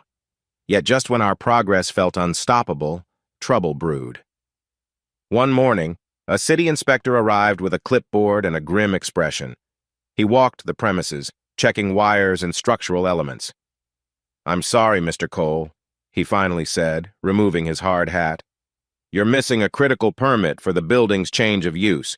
We'll have to halt construction until it's resolved." My stomach dropped. "What do you mean? I thought we filed all the paperwork." He shrugged apologetically. "We have partial forms, but not everything required to convert this warehouse into an educational workshop. You need an additional safety clearance and updated fire code compliance. It's standard procedure." Audra, standing nearby, exchanged a worried glance with me. "Is this something we can fix quickly?" The inspector gave a non-committal shrug. "Depends on how fast you can meet the codes. Doors, ventilation, sprinkler system, the works. It might cost a fair amount too. Sorry, but I have to shut this down until it's up to code." He left us in a cloud of dust, effectively stalling our project. My gut churned with frustration. "We have the capital to handle some renovations," I murmured to Audra, "but not if it spirals into a money pit." She patted my shoulder. "We'll figure it out. Let's talk to Gregory and see if the investors can help with these extra costs." That evening, as I tried to eat takeout in my half-furnished office corner, Colton burst in. He'd been scouring business leads for extra funding. "Heard a rumor," he said bluntly, folding his arms. "Marcus might have pulled strings to get the city's eye on us, fast-tracking that inspection." My jaw clenched around a mouthful of cold noodles. "You serious? He's that petty?" Colton shrugged. "Could be just a rumor, but it wouldn't be the first time someone with money influenced city channels. He might want to see you fail, especially with all the negative press he's gotten. This is how he fights back under the radar." Fury mixed with resignation in my veins. "We'll comply with every regulation then. If he's trying to bury us, we'll just dig deeper." Over the next few days, Gregory worked tirelessly to secure more funds from new backers intrigued by my story. Some men in expensive suits came to the site, shaking my hand with enthusiasm. "We believe in your vision, Mr. Cole," they said. But behind the polished words, I sensed a hunger for publicity too. I didn't love that part of it, but I swallowed my pride. If I wanted this workshop to survive, I needed every bit of help. Each evening, I'd collapse on the battered couch in my office, shoulders aching, mind racing with building codes and expense ledgers. Yet in this chaos, I felt more alive than I had in years. I wasn't just fighting an invisible battle anymore. I was shaping something real, a place that could help others find their footing, the way I once struggled to find mine.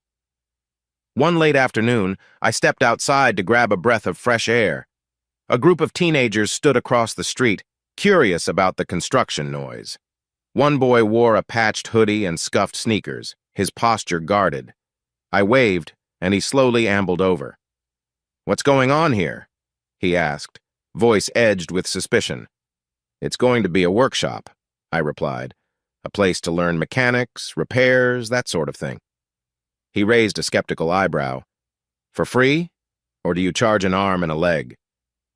"We're working on a sponsorship model," I said, trying to keep it simple. "Classes for folks who can't afford formal training, no crazy tuition." His gaze flicked to the sign we'd tentatively taped to the fence. "Community Automotive and Repair Mentorship." A spark of interest lit his features, but he quickly masked it with a shrug. "Cool. Might check it out once you're open." Then he jogged away to rejoin his friends, and I found myself smiling. That fleeting encounter reminded me of the workshop's true purpose, giving a shot to those who might never otherwise get it. But as I headed back inside to face the mountain of code requirements, A nagging thought arose. Marcus's sabotage might only be the beginning. For all I knew, the obstacles would keep coming. Yet my resolve hardened. I'd weather whatever storm lay ahead. I refused to let old grudges snuff out the possibility of something good. The weeks rolled on in a blur of contractor negotiations, late-night planning meetings, and frantic calls to the city building department. Despite setbacks, the workshop's walls began to look less like a condemned ruin and more like a living space brimming with potential. Fresh paint glistened in the sunlight. Newly installed skylights flooded the interior with natural light. One afternoon, I leaned against a half-finished counter in what would become our main tool storage area, wiping sweat from my brow. Audra and Colton joined me, each balancing cups of iced coffee. We surveyed the progress drywall up, a portion of the electrical rewired, a basic sprinkler system in place. "We're inching forward," Colton remarked, tapping the toe of his boot on the freshly smoothed concrete floor. Audra sipped her drink. "We just need that final inspection sign-off. If all goes well, we can open in a few weeks." The prospect made my chest lighten. But a flicker of caution lingered. Marcus had proven he could meddle behind the scenes. I wasn't naive enough to think he'd just vanish. As if summoned by my thoughts, Gregory walked in with a newspaper tucked under his arm. "Heard the rumor mill," he said, his voice lowered. "Helen's facing a lawsuit for breach of contract from a medical sponsor she'd courted, and her hospital fellowship is on indefinite hold. She's struggling." I closed my eyes briefly, remembering the heartbreak etched on her face the last time I saw her. Part of me felt vindicated. Another part felt an unexpected pang of sympathy. "She made her choices," I murmured, more for myself than anyone else. Audra shot me a concerned look. "That's not all. People are also whispering that Marcus is trying to salvage his image by distancing himself from Helen. Some say he blames her for everything. Others claim he's simply on to the next big project." The idea of Marcus leaving Helen to shoulder the blame alone left a sour taste in my mouth. I'd always known he was self-serving, but it stung to see how easily he could discard someone once she was no longer beneficial. Yet focusing on that drama wouldn't help me secure the future of this workshop. Gregory set the newspaper on the counter, revealing a headline. "City's new community repair project near completion," with a small picture of me in front of the warehouse. "Your name is becoming synonymous with resilience," Gregory said quietly. "But I thought you should see this." He flipped to another page, an opt piece from a less friendly columnist insinuating that my project might be built on pity donations rather than real expertise. It hinted that I was just milking my 15 minutes of fame. My stomach clenched at the insinuation. Colton placed a reassuring hand on my shoulder. "Hey, ignore the naysayers. They're just trying to sell a story. We know what this workshop stands for." I nodded, though the sting lingered. I'd spent my life being overlooked, and suddenly being in the spotlight came with criticism I didn't quite know how to handle. We returned to work, hauling supplies and drafting class outlines. The more we labored, the more the workshop felt like my new identity, my chance to be something beyond Helen's betrayed husband. In the background, though, I kept hearing rumors that Marcus might resurface in some grand way, or that Helen was spiraling into desperation. The city was small enough that every rumor traveled fast. One late evening, as I locked up the warehouse, I paused outside to feel the crisp autumn air on my face. The street lights shimmered on the rain-soaked pavement, and cars whooshed by, oblivious to the monumental changes unfolding here. In a quiet corner near the fence, I noticed a figure standing with shoulders hunched. For a moment, fear spiked. Was it a saboteur or some city official? Stepping closer, I realized it was the teenage boy from before, the one who'd asked about free classes. He looked up, startled. "I was just wondering if you're really going to open this place," he said, a hint of hope in his voice. I smiled softly. "We are. Might take another few weeks, but it's happening." He shifted his weight. "Cool. My uncle's car is messed up. I'd like to learn how to fix it, instead of paying a fortune." I nodded, heart warm. That's what we're here for. He offered a small grin before disappearing into the night. I stood there for a few breaths, letting the moment ground me. No matter the obstacles, no matter the distant storm brewing, be it Marcus's or Helen's next move, I had a responsibility to the people who needed this place. People like that kid, searching for a chance to learn, to grow, to find direction. Locking the gate, I reminded myself that I, too, was still finding my path. The fiasco with Helen had once defined me, but now I felt the stirrings of a purpose that outshone the betrayal. I wasn't just rebuilding an old warehouse. I was rebuilding myself brick by brick, choice by choice. Yes, there was a distant storm, swirling with lingering grudges and uncertain threats. But for the first time in a long time, I didn't feel powerless. My eyes roamed over the dark shape of the workshop behind me, and I inhaled the night air with cautious optimism. Whatever came next, I'd face it with open eyes and a steady heart, because the future wasn't just about burying the past. It was about forging a new, unbreakable foundation, and I was more than ready to see it through. A crisp morning sun danced across the polished sign, Forge Community Automotive and Repair Mentorship. Freshly painted letters gleamed in sleek black against a steel-gray backdrop. My heart pounded as I stood at the entrance, inhaling the cool air. Despite the last several months of renovations, paperwork hurdles, and financial juggling, today was the day we finally opened our doors. Inside, the wide workshop floor buzzed with last-minute prep. Tables along the walls displayed tools sorted neatly by size, while a few donated car parts and engines lay ready for demonstration. The faint scent of fresh paint mingled with the comforting musk of motor oil, an oddly perfect combination that steadied my nerves. Audra Barlow wheeled a rolling toolbox into place, then turned, giving me a bright grin. "Reynard, you ready for the crowd?" I chuckled, smoothing my shirt. I'd dressed casually jeans and a crisp button-down, wanting to look approachable. "As ready as I'll ever be. How many people are we expecting?" "Hard to say," she replied. "We invited local media, a few potential students, plus anyone who's heard about you from the coverage. Could be a handful, could be half the city." The idea made my stomach flutter with equal parts excitement and dread. Not long ago, the media swirl had revolved around Helen's betrayal and my public showdown. Now, they were here to see me build something positive rather than tear someone down. Colton Reese emerged from the back office, wiping grease from his palms. "Hey, boss, the demonstration engine's set up.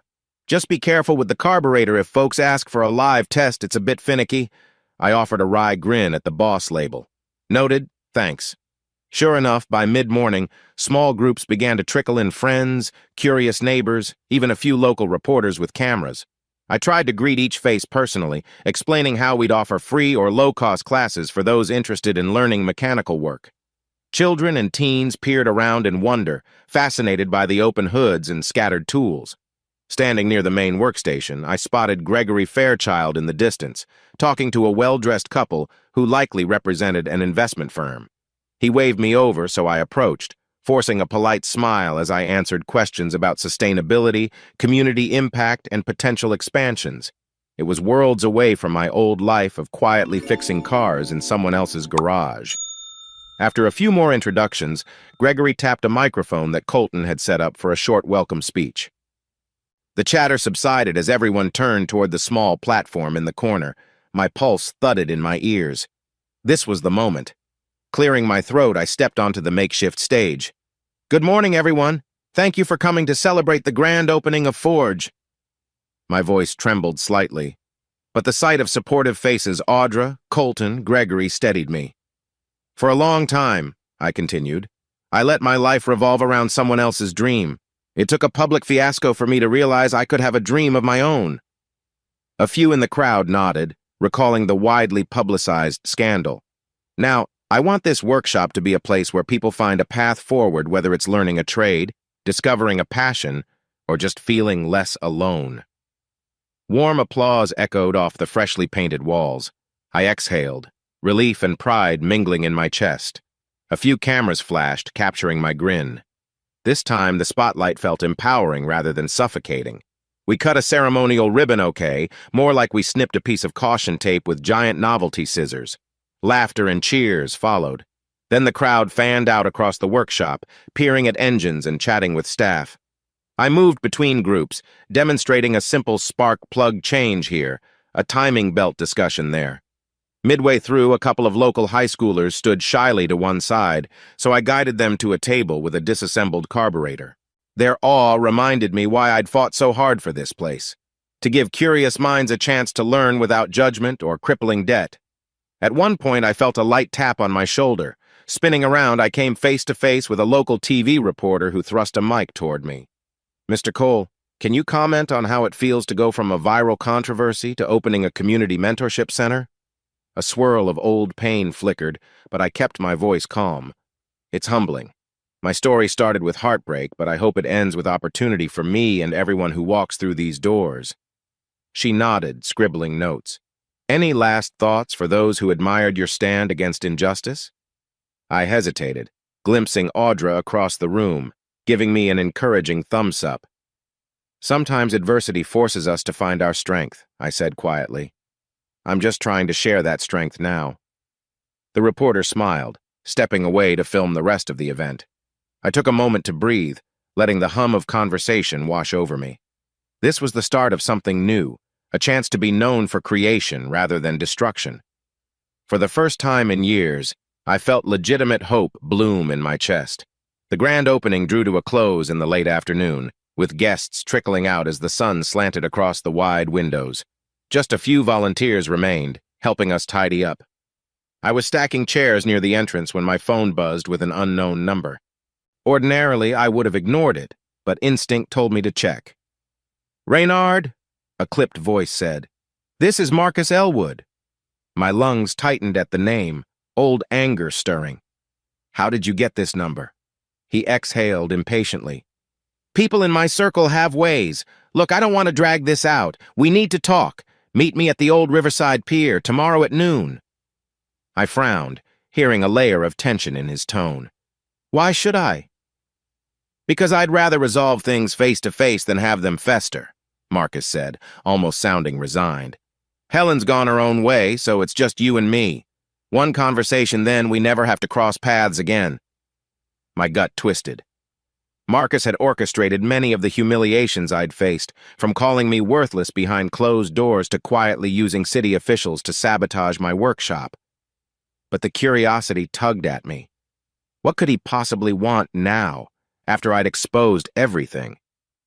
"Fine," I said briskly. "Tomorrow at noon, but don't expect me to play nice." He grunted a half-laugh. "Likewise." He hung up, leaving me with a swirl of apprehension. I stared at the screen, my mind drifting to the worst possibilities: ambush, blackmail, or yet another mind game. But a glimmer of determination won out. I'd faced him publicly and survived. I could handle one last conversation.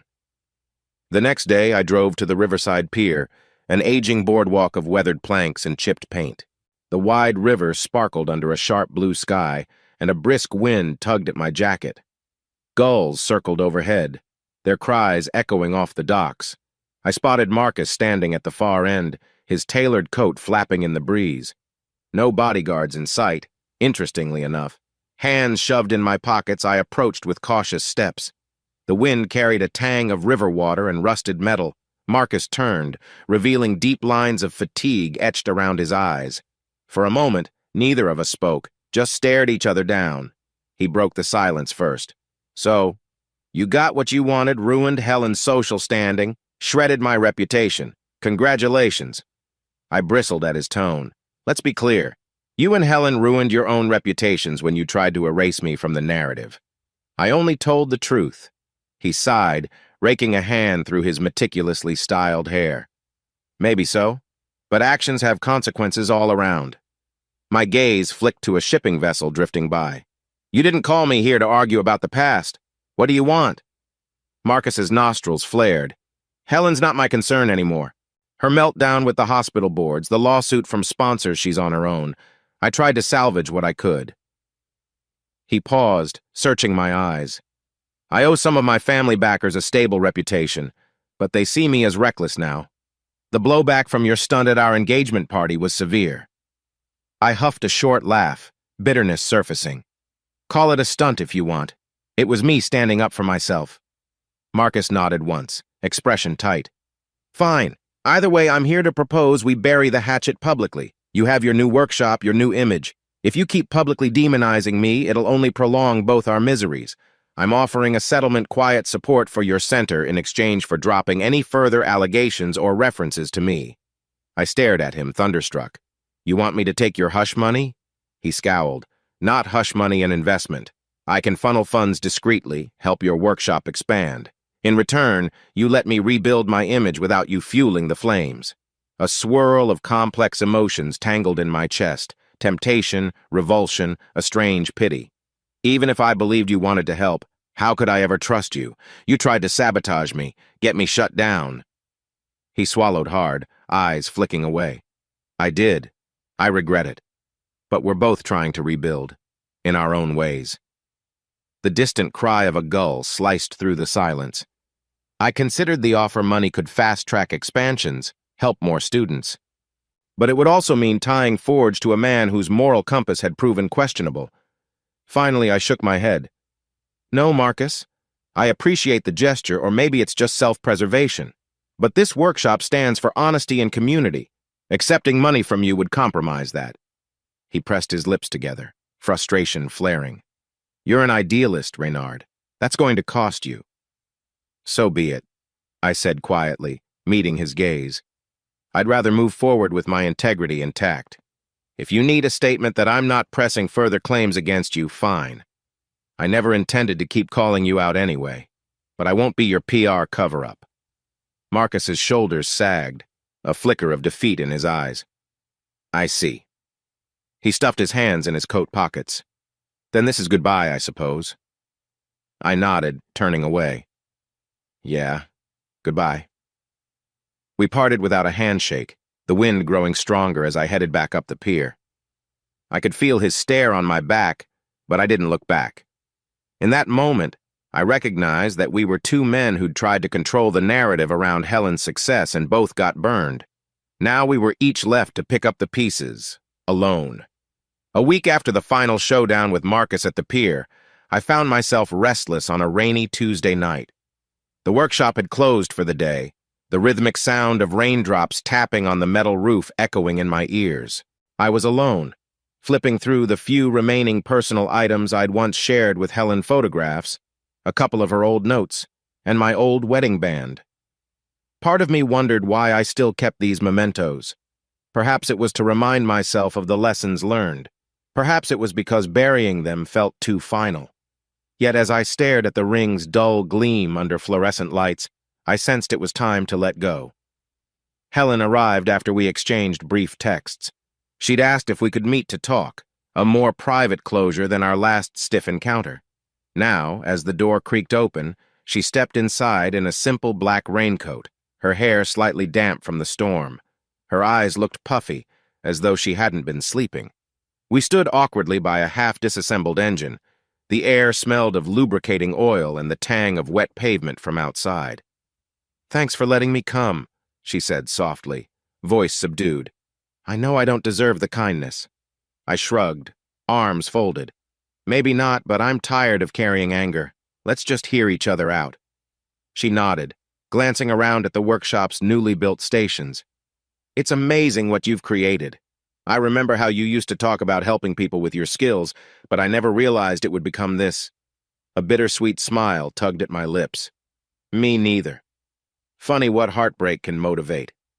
Helen lowered her gaze, fiddling with the strap of her purse. "I left Marcus. Maybe you heard." I gave a tight nod. "He told me himself he was done. I guess your partnership was never as solid as you thought." She swallowed, her eyes welling. "I was stupid, Reynard. I wanted the fast track, didn't care who I stepped on. And now I'm paying for it. The hospital boards keep me at arm's length. My sponsors vanished. And I lost my best friend." She broke off, tears sliding down her cheeks. I inhaled sharply, old wounds throbbing. "I was your husband, not just a friend. But yes, you lost me along the way." She wiped her tears with the back of her hand. "I know, and that's why I wanted to see you to truly apologize." Her voice trembled. "I never wanted to wipe you from my story, but I got greedy. Marcus dazzled me with connections, and I let it overshadow what mattered." Silence hung between us, punctuated by the patter of rain on the roof. Eventually, I stepped closer, pulling the wedding band from my pocket. Her eyes latched onto it, a flicker of pain crossing her face. "After everything," I said quietly, "it feels wrong to keep it."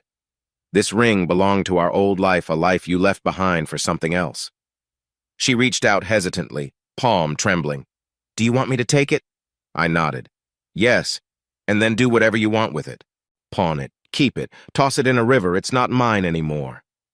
Her tears spilled anew as she gently took the ring from my hand. I'm sorry, she whispered, voice breaking on the last syllable. I know sorry changes nothing, but it's all I have left. My heart ached with a complex mix of sorrow and release. I accept your apology, I said, surprising even myself. Doesn't mean I forget the past, but maybe I can let it rest. We stood there, the hush of the workshop absorbing the weight of our final goodbyes. In that moment, I felt a tangible shift like a door slowly creaking shut, removing the stale air of old resentments. Helen nodded, tears still glistening. Without another word, we embraced gently, no romance, just a quiet acknowledgement of what once was. When we pulled apart, I saw a fragile peace in her eyes. Thank you, she managed, voice quivering. I'll go now. I walked her to the door, the storm outside having softened to a gentle drizzle. As she vanished into the rain, I felt a strange lightness in my chest. It wasn't joy or triumph, more like the release of tension that had chained me for too long. Returning to my workstation, I stood for a moment, letting the quiet hum of fluorescent lights and the faint smell of metal fill my senses.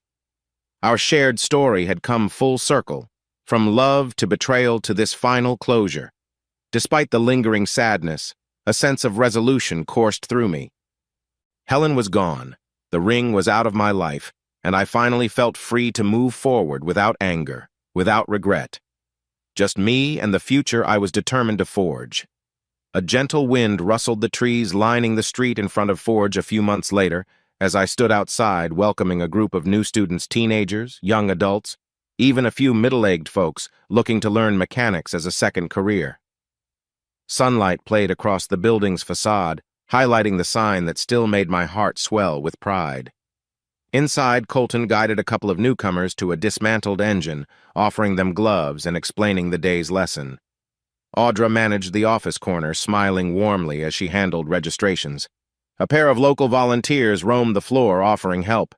The place was alive with chatter and the intermittent clang of metal on metal, a symphony of creation rather than destruction. Once everyone was settled, I gathered them around the central workbench. Welcome to Forge, I said, voice steady yet brimming with excitement. Here, we start from scratch, no experience needed. If you're willing to learn, we're willing to teach. Nervous smiles and determined nods greeted me. We delved into a basic tutorial, diagnosing engine trouble, identifying parts. Watching their eyes light up when they made a discovery reminded me why I'd poured my soul into this workshop. This was more than a business, it was a second chance, not just for me, but for everyone walking through those doors. During a break, I strolled outside to catch a breeze. A middle-aged woman I'd seen earlier in the crowd approached hesitantly. Mr. Cole, I want to thank you. I lost my job last year and thought I'd never find a new skill at my age. But hearing your story inspired me to try anyway. Warmth blossomed in my chest. I appreciate that, I said softly. I'm still learning myself, but trust me, there's always room to grow. She nodded, eyes shining with gratitude, and headed back to the workshop. I leaned against the doorway, gazing at the bustling interior, feeling an almost surreal contentment. This was what it felt like to reclaim your life from the ashes, to build something that mattered on your own terms. Just then, my phone buzzed with a text from Gregory. Investors happy with progress. Talk expansion soon? I smirked expansion already. The notion no longer felt intimidating. Instead, it was an opportunity to help more people. Over the next few hours, I led another class on changing brake pads, then chatted with local community leaders who dropped by unannounced. They offered references for future students and potential donors. One gentleman, a retired teacher, proposed starting an evening tutoring session at Forge for basic math and science. The synergy of ideas lit up the space, each conversation a spark fueling the next. Late in the afternoon, the foot traffic dwindled. I found a quiet moment behind the building where the sun's last rays cast a glowing halo across the sky. Colton joined me, arms crossed as he surveyed the newly planted shrubs near the workshop's side exit. A year ago, we were rummaging through financial records, scrambling to prove how much you funded Helen's career. He mused, a hint of awe in his voice. Look at us now. I exhaled a slow breath, letting a gentle smile curve my lips. Feels like a different life, but maybe that's what it took to find this path. Audra soon appeared, hugging her tablet to her chest. We've had 10 sign-ups for the next workshop, plus a half-dozen inquiries about advanced car restoration. The local library wants to partner on a vocational reading program. She laughed, a light sound that carried through the warm evening air. Forge is going to be busy. A flicker of pride warmed my heart. Good, that's exactly what we need. As the sky shifted to gold and pink, I couldn't help reflecting on how drastically everything had changed. Once, I was merely a man consumed by betrayal. Now I was forging a future that felt bigger than my own hurt. Helen's memory no longer weighed heavy. Marcus's threats no longer loomed. I'd found my own footing, peace and possibility. That was my life now. Instead of endless nights dwelling on the past, I looked forward to tomorrow's lessons, tomorrow's successes. Perhaps I'd even consider traveling someday, or opening another location in a neighboring city. The potential seemed limitless. With Colton and Audra by my side, we locked up the workshop, stepping onto the sidewalk as dusk settled. A few stars pricked the deepening sky. We chatted about dinner plans, about living life beyond the drama that once ensnared us.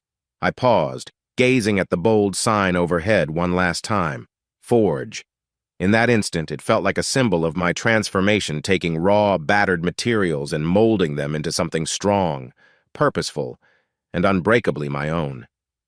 Shall we go? Audra asked softly, her eyes shining with camaraderie. I nodded, following them down the street, the workshop's lights flicking off behind us, the day's last light painting the horizon. Somewhere within me, I carried a profound sense of pride. I'd faced my darkest moments, and not only survived, but found a destiny that left room for hope, growth, and compassion. Yes, the road was still long, and life's challenges didn't magically vanish. But as I walked away from Forge that evening, I realized I was stepping into a future unburdened by old pain, forging each step with confidence truly reclaimed and ready for whatever lay ahead.